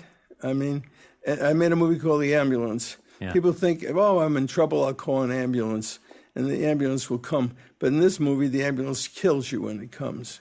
We even made, and I'm not too proud of it, Maniac Cop. Hey, don't be not proud of me. Well, I don't think they were very good, but the script was good, I'll say that. And the idea was that a cop is supposed to be somebody that's on your side. Right. Well, that's not the case anymore, at least in this country now. But in my script, the cop turns out to be a monster. And a few years ago, we did have a crazy cop running around Los Angeles killing people. Mm-hmm. Yeah. Remember? They finally cornered him up in Lake Arrowhead. Well, in New York, the last year had that guy who came out to be the cannibal cop. He was going to plan the murder. That was a fantasy, fantasy thing. Yeah. But, every one of these movies, so the thing with God was just taking the same thing, something that people think of as reassuring and loving and kindly and gentle and praying. What amazes me, and I don't mean to hurt anybody, is that every time there's a terrible catastrophe, whether it's a flood or a hurricane or a massacre, there are all the families of the victims, and all they talk about is God. Boy, after what God did to them, I don't understand how they can do it. Well, it's wars, too. It always comes up. People are always talking about God after God has done nothing but treat them in the most abominable way. So, let's face it. And look how you treated Aztecian gods. Well, when we made Q, it's the same thing. We had another god that was flying around and it was doing bad things to people. So, I'm not saying I'm anti-God, but I'm just saying the whole idea of our belief and the beliefs of other civilizations are subject to question, because so much crime and violence and murder has been attributed to God. Right. People, half of the massacres are always religious based. Everything the Nazis did. I mean, come on, let's say if everybody wasn't so hung up on God, a lot of terrible things might not have happened. So it was worth making the movie. Well, you also are using ordinary things. Yeah, it extends past that to your writing with us. I'm thinking a cell phone, a phone booth. I'm trying to think. There's others there where it just seems like an ordinary object or an ordinary idea. Yeah. Cellular. We had a cellular phone that was the center of that movie. Yeah. So that's the way I do it, and I must say there's a unity to it. Yeah. It's not like I'm just most filmmakers just make a bunch of different movies that have very little to do with one another. But there is a thematic connection in my films. When you're in terms of the producing, directing side, I remember seeing a documentary all about the American Grindhouse. About some of the crazy shoots that people are doing. How much of on the New York streets is unpermitted? The blaxploitation films you made, which looked pretty run and gun. Some of that stuff, the big parade in God Told Me To. Some of the stuff just looks for an independent film like stuff you could never pull off. I mean, even a studio would struggle to get that kind of scale. Well, nobody would think you could go down and steal a chase and gunfight in the St. Patrick's Day parade with 5,000 cops. Usually, if you don't have a permit and you see one cop coming, you quickly run around the corner and get out of the way because you don't want to get closed down.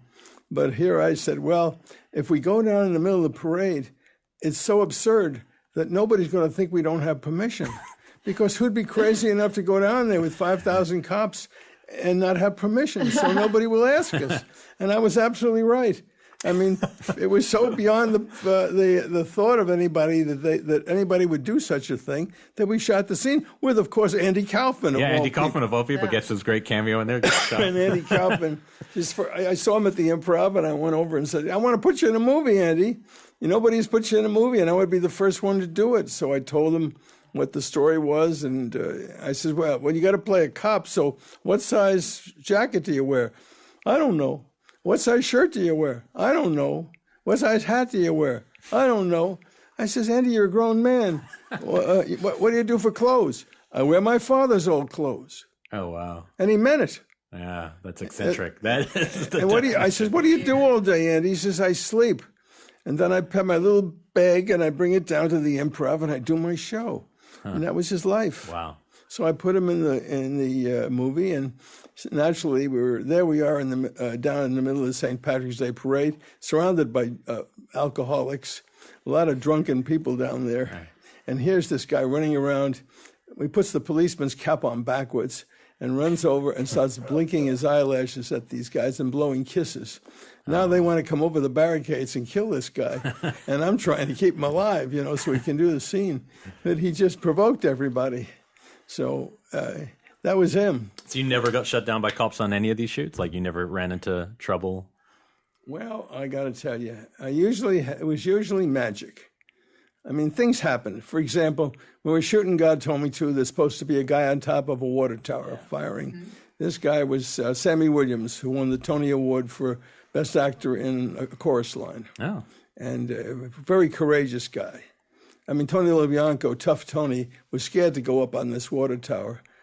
But Sammy Williams, who was gay, he went up on the water tower without trepidation, and there he was. But time came to shoot it, and we didn't have the rifle. Yeah. So the production assistant, who was supposed to show up with the rifle, didn't show. And I'm saying, we got to get the rifle. And finally the guy shows up, and he says, my friend who was giving me the rifle changed his mind. I said, well, why didn't you let me know sooner? He said, I didn't want to upset you. I says, what do you think you just did now? I said, and now we've got a guy on a water tower shooting people, and he's got to point his finger and go bang. What am I going to do? Now, we were in an apartment building on the roof where the water tower stood, and there was maybe a half a dozen people who'd come up from down below to watch us shoot. And I turned to the group and I said, anybody there have a rifle with a telescopic sight? And this girl says, my boyfriend has one. She puts her hand up. I said, would you go downstairs and get it for us, please? 5 minutes later, she was up with the telescopic sight and the rifle. We shot the scene. This is impossible. Amazing. Wow, none of this would happen today. So you got to say, God is my production manager. Yeah. I mean, there crazy things happen. Another time we were shooting in John Burroughs High School in Burbank for a picture called Full Moon High. We had Ed McMahon, we had Alan Arkin and Adam Arkin, and we're shooting away, and here comes the fireman. 6 firemen walk in full regalia with the hats on, the firemen say, where's your permit to shoot here? I said, well, we're paying $1,500 a day to the school.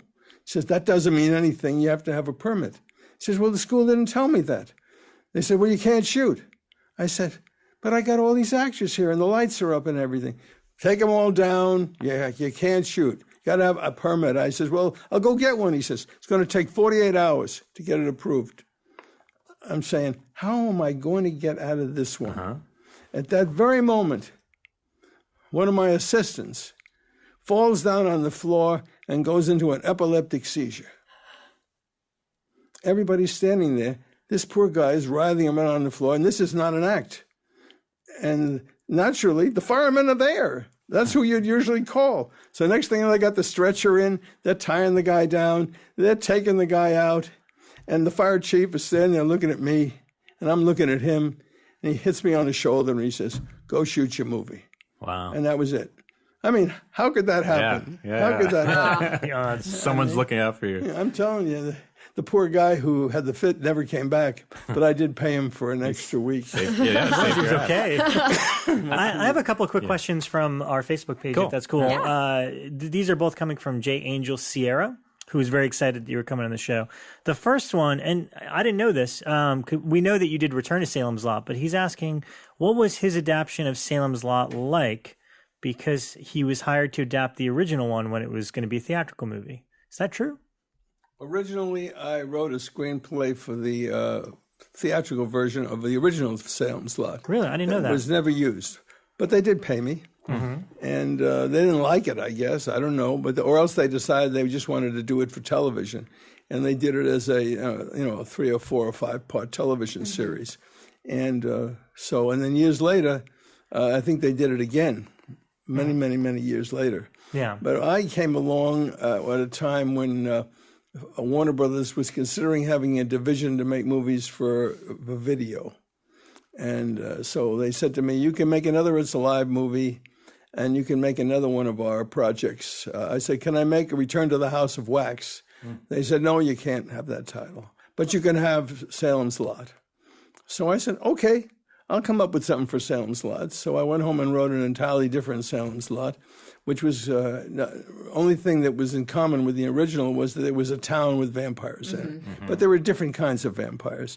In mine, they were all American vampires. They came over on the Mayflower or thereabouts. And when they didn't, I was telling them before that they weren't drinking blood. Like they're at a point where they didn't need human blood for right now. They drank cow's blood. Yeah, that was like a perk occasionally. Except on a holiday when they drink human blood. Yeah. So. Anyway, it was a good script. I thought I did a good job, and they gave me the go-ahead to make the picture, and we had a good time shooting it up there in Peacham, Vermont. We actually shot like 24 hours a day one night. Wow. We actually went all night long because the picture took place at night. So the initial call was at sundown, and we shot the whole night, and then we shot the whole day, and then we shot the night again after that. And the town of Peacham, Vermont, the people said to me at the end, we were very happy when you came here, and we are very happy you're leaving. We disrupted the entire town. How did you get, because we talked about Sam Fuller before you got here, another writer, producer, director, and somebody who was always in charge of his films, and, Shock Corridor and Naked, I think Naked Kiss is one of those really powerful flicks, but was he someone you knew to get him in that film? No, actually, it was really coincidental because I had bought a house in Beverly Hills, a couple of acres, a beautiful mansion built in 1929 by the Hearst family. Oh, wow. And when John Ireland, the actor, came up to read for a part, he said, well, I've been here before, this used to be Sam Fuller's house. Wow. So I said, you mean Sam Fuller lived in this house? I couldn't believe it. So then a few months later, I was at a party at the Beverly Hills Hotel, and there was Sam Fuller. So I said, wait a minute, I got a house that you used to live in.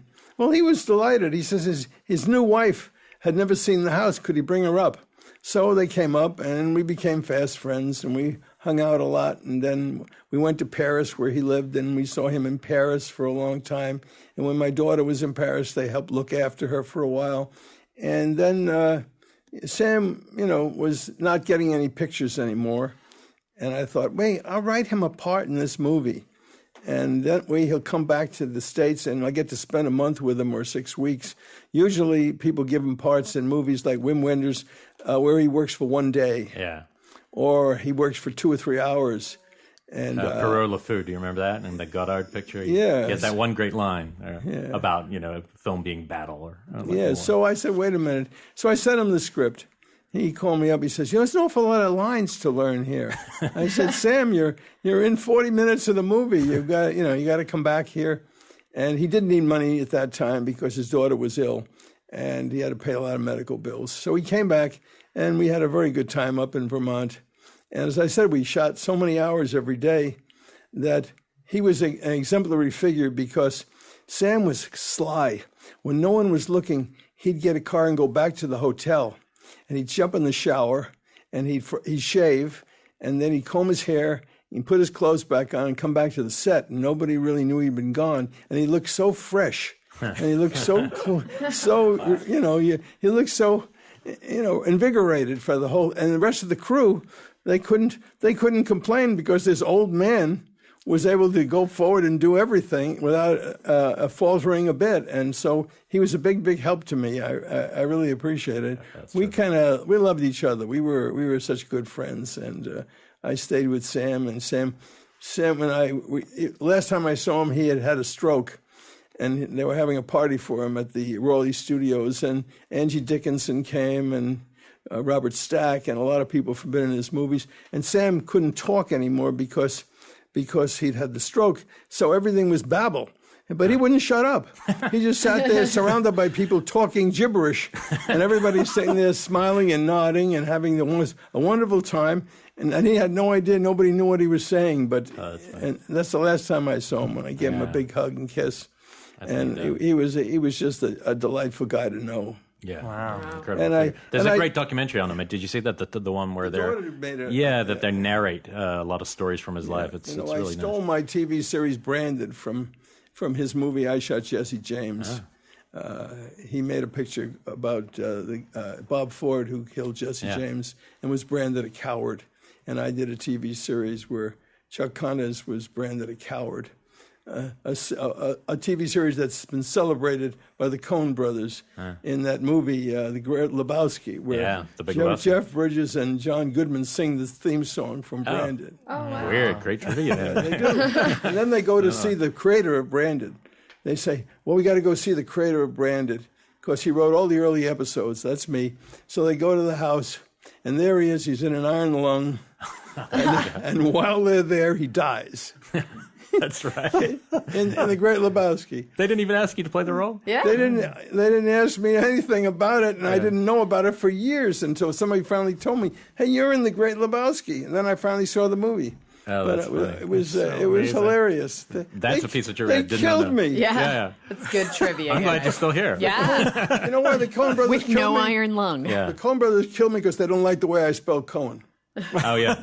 Well, you know what's funny about that? Actually, this never entered my mind, but I can't think of anybody more similar in terms of storytelling. You don't make the same movies, but in that same unclassifiable, it jumps genres, but it works. And somehow always a weird vein of humor. Yeah, there's always, and even in the darkest moments. I wish I'd made Fargo. Yeah. It's an amazing But it's very film. much my kind of picture. Yeah. Have you watched the show? The show is fantastic. Oh, the Fargo TV series, one of my favorites. Yeah. Best writing. That second series, incredible. What other ones from The second question was about Q the Winged Serpent. Was the change of the original ending to Q the Winged Serpent purely for budgetary reasons? According to the script on file at the Margaret Hedrick Library, he had throngs of people gathering to worship the serpent in Central Park. Wow, that's a specific question. Is that the original ending? And shooting anything in Central Park sounds like a nightmare to me. Yeah. Well, we did shoot something in Central Park, but it didn't have anything to do with that. But God only knows what the ending was of the picture when I wrote it, because when we made the picture, we more or less changed everything as we went along, because I was in complete control and in charge of everything. I didn't have to ask anybody's permission. I don't think I looked at the script. I mean, as I've said, some of the time we don't have a script girl, and some of the times we do. And when we do, I usually take her aside and say, no, do me a favor. Make me read the script. When you see me doing the scene, make me go step aside and read the script, because I'm going to come up with all kinds of new stuff, and I might leave something out that I had come up with before that could be very important. So make me read the scene, even though I'm doing something completely different, or move the location to some other place. And sometimes they do, and sometimes they're scared and they don't. But, I never remember exactly what I wrote originally after I made the film. The film as it's made is indelible in my mind, but I don't remember all the details of what was left out. And obviously, probably what I put in was better.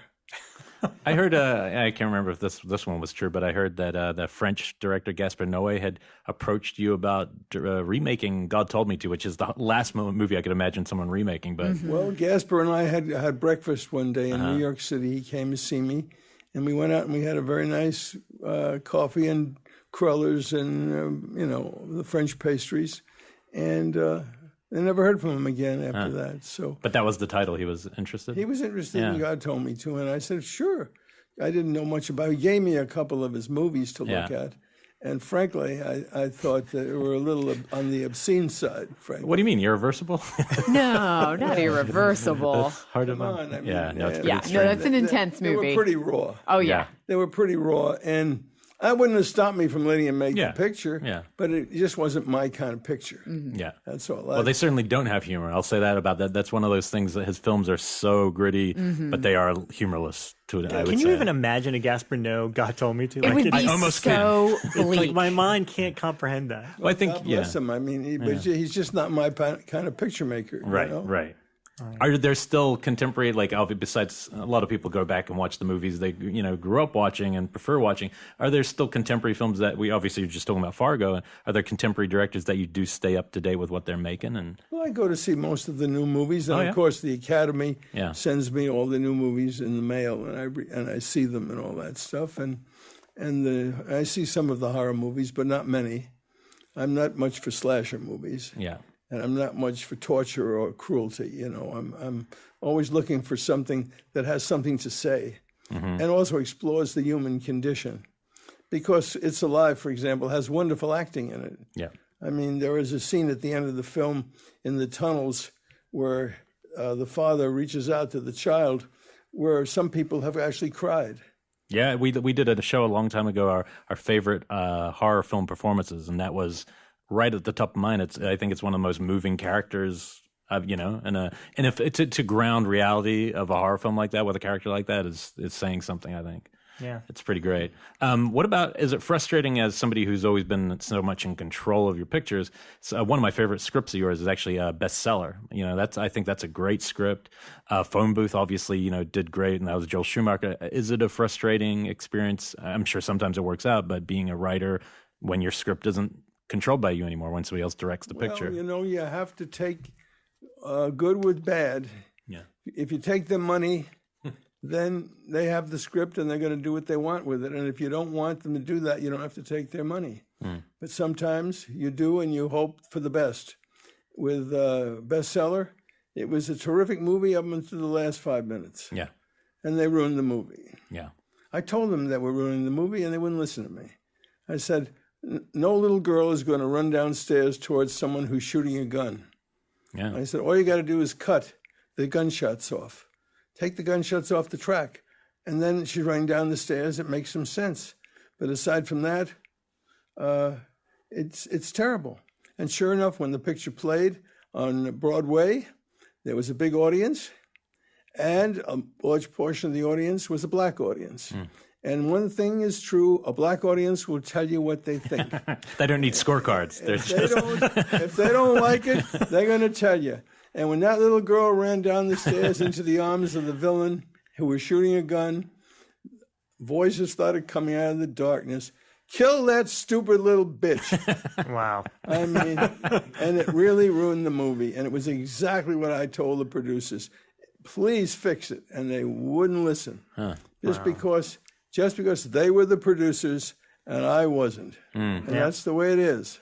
What about fellow New Yorker? I didn't actually know you had anything to do with this, so maybe it's very minor. But Abel Ferrara, it said you did the story of his Body Snatchers, which is like the third one. I love. I always thought that Body Snatchers that was great. actually a good movie. Yeah, but it's a really good one. It was my idea that the pod people end up on a military base.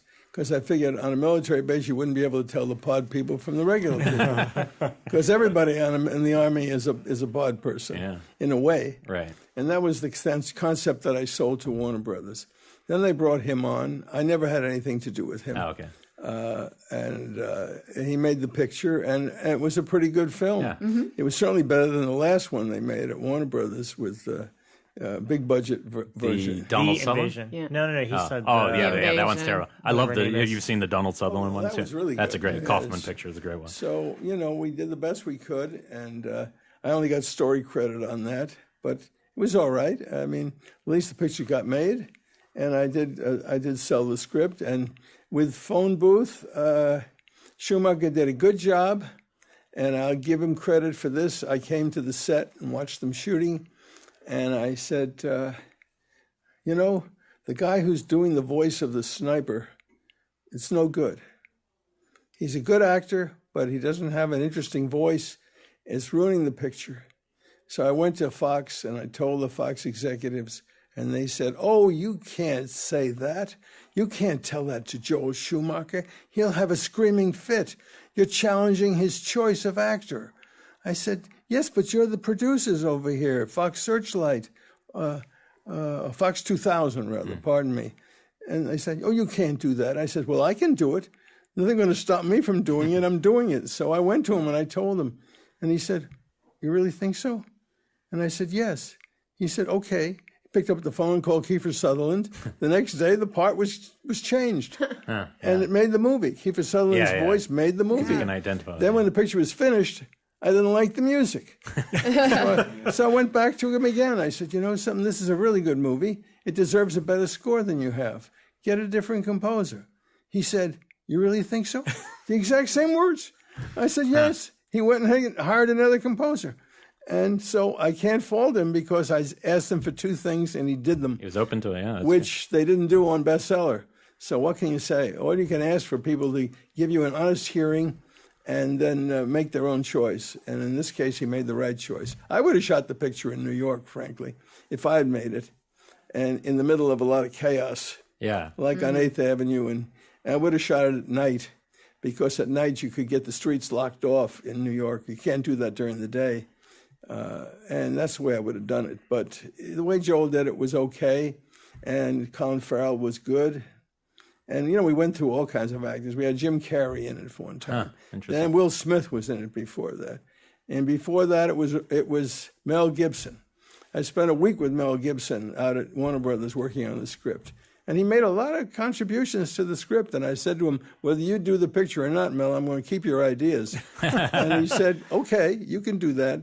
And he did. He added a lot to it. So interesting. He was extremely prepared. When I got to the office, he had an entire diorama built of the street. He'd sent someone over to New York City and photographed it from all directions and made a whole diorama. He had an expert from the FBI there and somebody from the telephone company. He really did a lot, but he ended up not doing the picture. So what can I say? You mentioned one thing I have to ask you about, because I know Rob might not know this, but he's going to be interested in it. Is you mentioned composers, and what was your relationship with Bernard Herrmann? Oh, yeah. Because I know you'd worked together, but I think was it more a social relationship, or how did you know? Well, it started off as a business relationship. I wanted him to do the picture, and he was not available. He was doing Friedkin's movie, The Godfather. I mean, The Exorcist, and. Apparently, Bernard Herrmann came to New York to see The Exorcist with Friedkin in a screening room. And after the screening, Friedkin said, I want you to write me a better score than you wrote for Citizen Kane. To which Bernard Herrmann replied, then why didn't you make a better picture than Citizen Kane? Well, Friedkin not having any humor, that was the end of the relationship.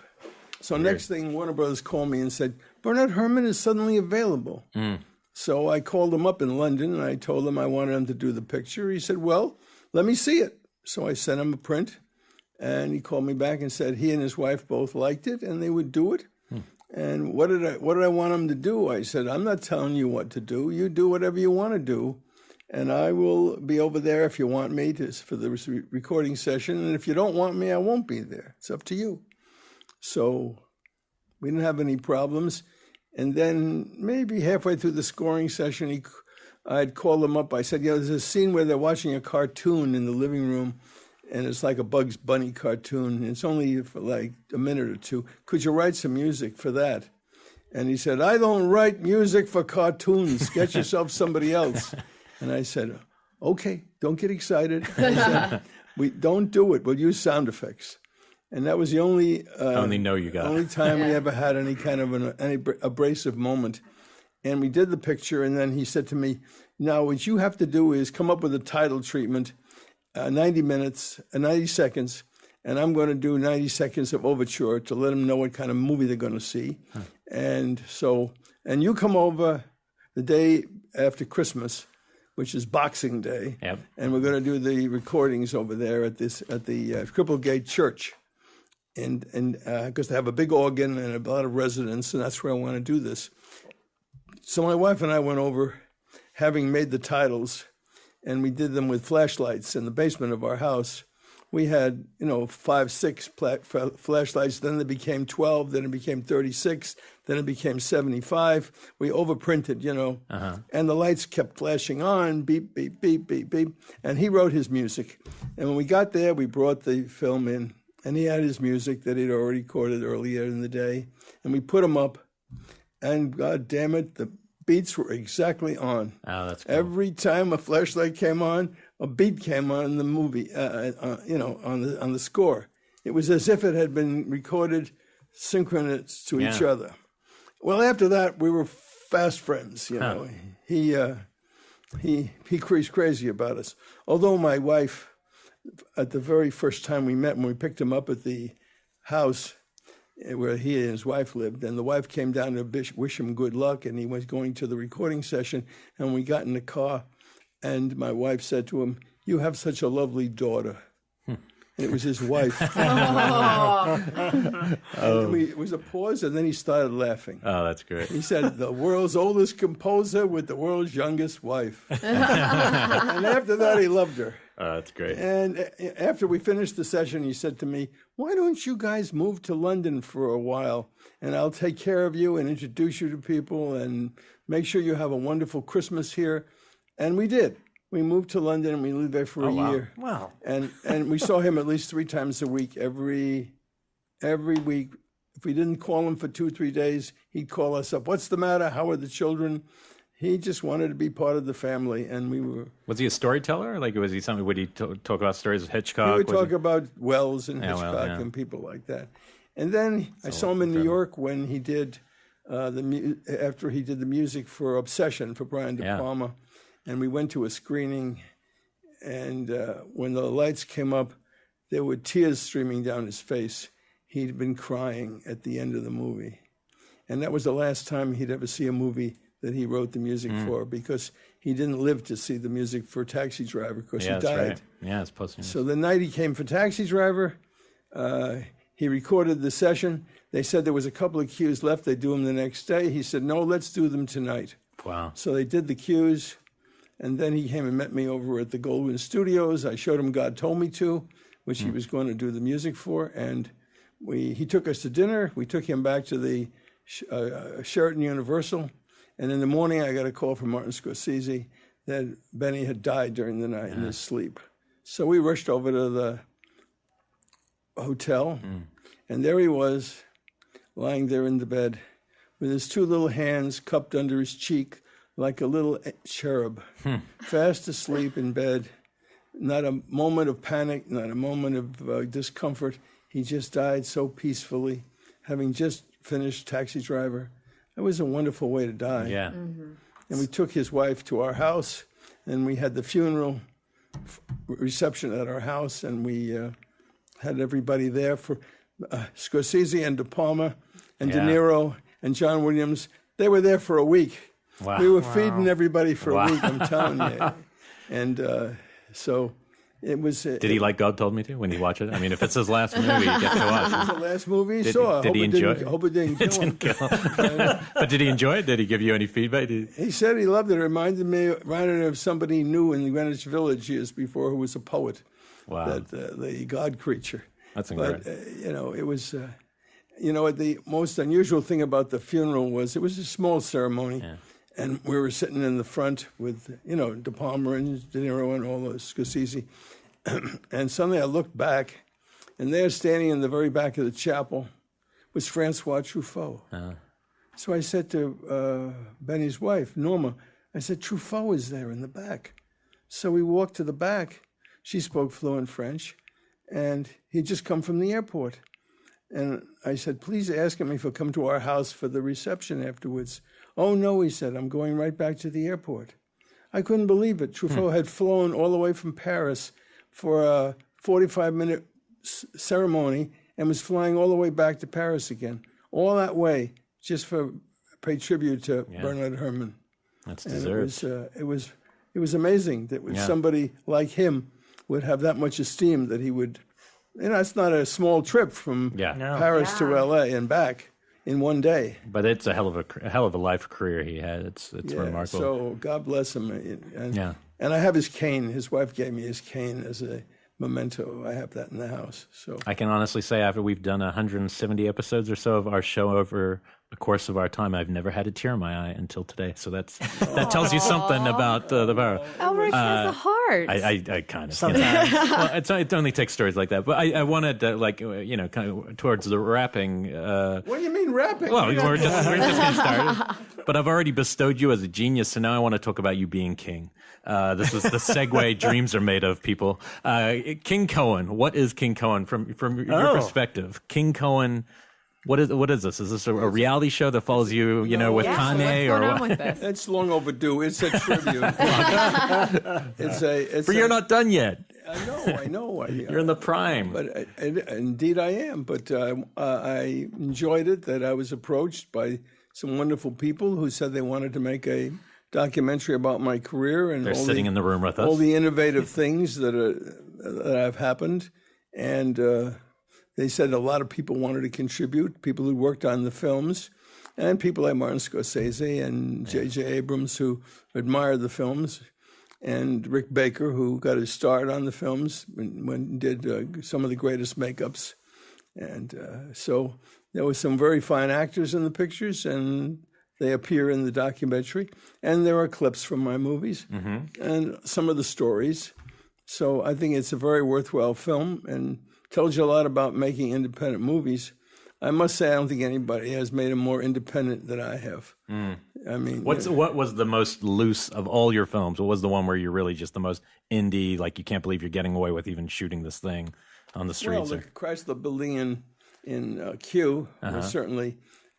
nobody knew we were going to be firing machine guns off the top of the Chrysler Building. Oh, man. And to tell you the truth, if we did it today, we'd probably be in jail. Oh, yeah. With all the terrorism today. As it was, somebody reported that people were firing on the United Nations building, which is also on 42nd Street on the east side. So it wasn't true, but there was a lot of panicking around, and we made the front pages of all the New York newspapers. Hollywood crew terrorizes New York. So you need that one framed. It wasn't true, however, because I'd sent a camera crew down to the street to see if there was going to be any reaction to the machine gunning. And people just walked by and looked up and kept going. Nobody panicked. Otherwise, they would have been in the movie. I can guarantee you that. I would have taken pictures of them. But the thing about that movie was I had been doing another movie called I, the Jury, which was based on a Mickey Spillane novel. And I was directing the picture. I had bought the book and developed the script and had trouble with the producers right away. Because every time I try to do something like I do, right away they were panicking, So after a week, I said, well, this is not going to work. And we parted company. So everybody said, well, now what's he going to do now? He's been fired off a movie. But the next day, I started shooting Q. The very next day, I was out with the crew. I'd hired Al Cirillo, the best helicopter camera person in the business, who did Superman and all the other great stuff in the air. And we were up shooting the very next day. The actors came in within 2 days. And 3 days later, we were shooting the whole movie at full speed. And the people from either jury couldn't believe it. We finished 2 or 3 weeks ahead of them.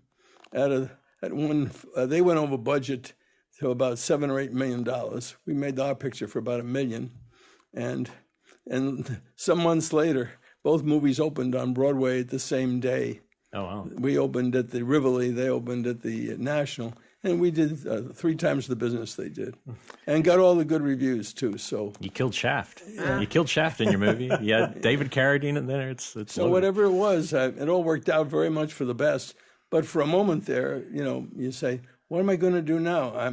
I've been fired from a movie. What am I going to do?" I did it to myself, And well, I think the lesson is make your own luck. It sounds like that's what you've been doing your whole career. Jump right back on the horse and go again.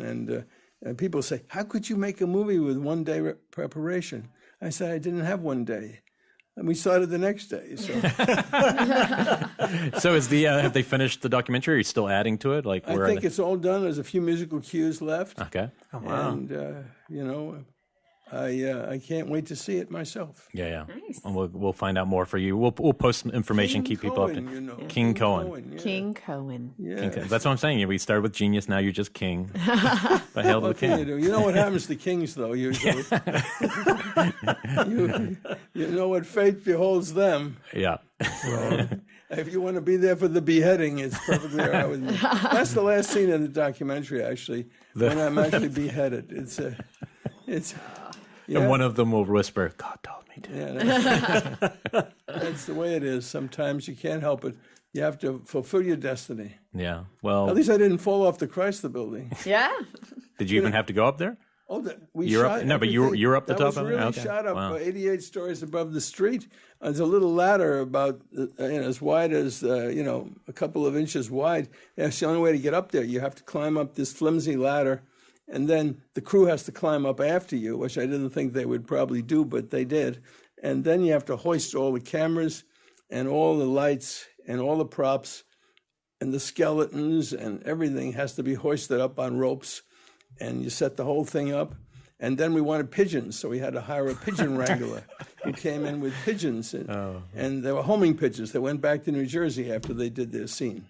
Now, was this like crazy hard to coordinate with permits? Because I assume the Chrysler There were no building. permits at all for this. None. Did the natural history, is that where you did the final shot? Did they make you get permits as well? Or no? I can't wait to see this documentary. Oh my God. We shot overhead going into the National History. Yeah, that's what I'm remembering. That was, it was like the rooftop. No, there was one place that was burned up and the roof was off of it. I don't know what the hell it was. And then the egg chamber, however, that was in there, that was a mock-up. That was a miniature. Okay. And that's the same shot that was used in the remake of Godzilla. They stole the same ending from me. The last shot in the movie is the egg, and then it breaks open. That's the same ending that they put into Godzilla, which costs about 400 times more than my movie. Well, we'll be pitching you for the Halloween remake. We're at Blumhouse. There's no one I would rather see remake that movie, and it would be less predictable than anything anyone could do. So. Well, that's certainly for sure that would be unpredictable. It would be unpredictable, which I invite. So, yeah, we'll look out for King Cohen, people. We will update you on that. We're excited about it. Really good team behind it who are all nodding their head at that. Yes. They're not just saying smiling that 'cause at they're us here. right now. I mean it. And, it's always more than a pleasure, Larry. It really is. It's inspiring, and it excites me about the art, even just having a conversation with inspired me too, to tell you the truth. It makes me want to go out and make another movie. Do it. Or start a coffee shop. Do it. or Fun coffee shop. Hey, yeah, exactly. movie about a coffee As a shop. matter of fact, I just wrote a screenplay called Caffeine. Oh, yeah. It Hey. all takes place in like a Starbucks. Oh. And the whole story is that a rash of terrorist explosions are going out around the city of New York, and they're all being engineered from a computer on a table inside a Starbucks. Ah. Again, going for the banal evil. I like Coffee it. is the Yeah. That's how the bombs got distributed around the country and around the city. Is that they've killed the Starbucks delivery man and they put the bombs in the Starbucks cartons and surrounded by coffee, so the dogs can't smell the explosives because of the coffee, and they delivered them to a series of Starbucks type places around the city, and then they can automatically detonate them from inside the coffee shop. Well, if you can't use Starbucks as your logo, feel free to. You can have jump cuts. It's called in there. Caffeine Cafe. That's the Okay, yeah, we'll keep it generic. That's But good. anyway, there you are. You picked my most recent script. Yeah, so we got a good plug at the end. That's pretty good. Well, thank you so much for being so generous with your time and coming to talk to us. That's all right. I'm not going home. He's waiting here to pitch tomorrow. I like it here. What time is Mr. Blum Yeah, coming in? A few hours, I think. Yeah. And I'm going to title this episode "All Hail King All hail the Cohen." king. Let's do it. That's right. Thank you very much once fun. again, all of you. Thank you so Thank much. you. Bye-bye.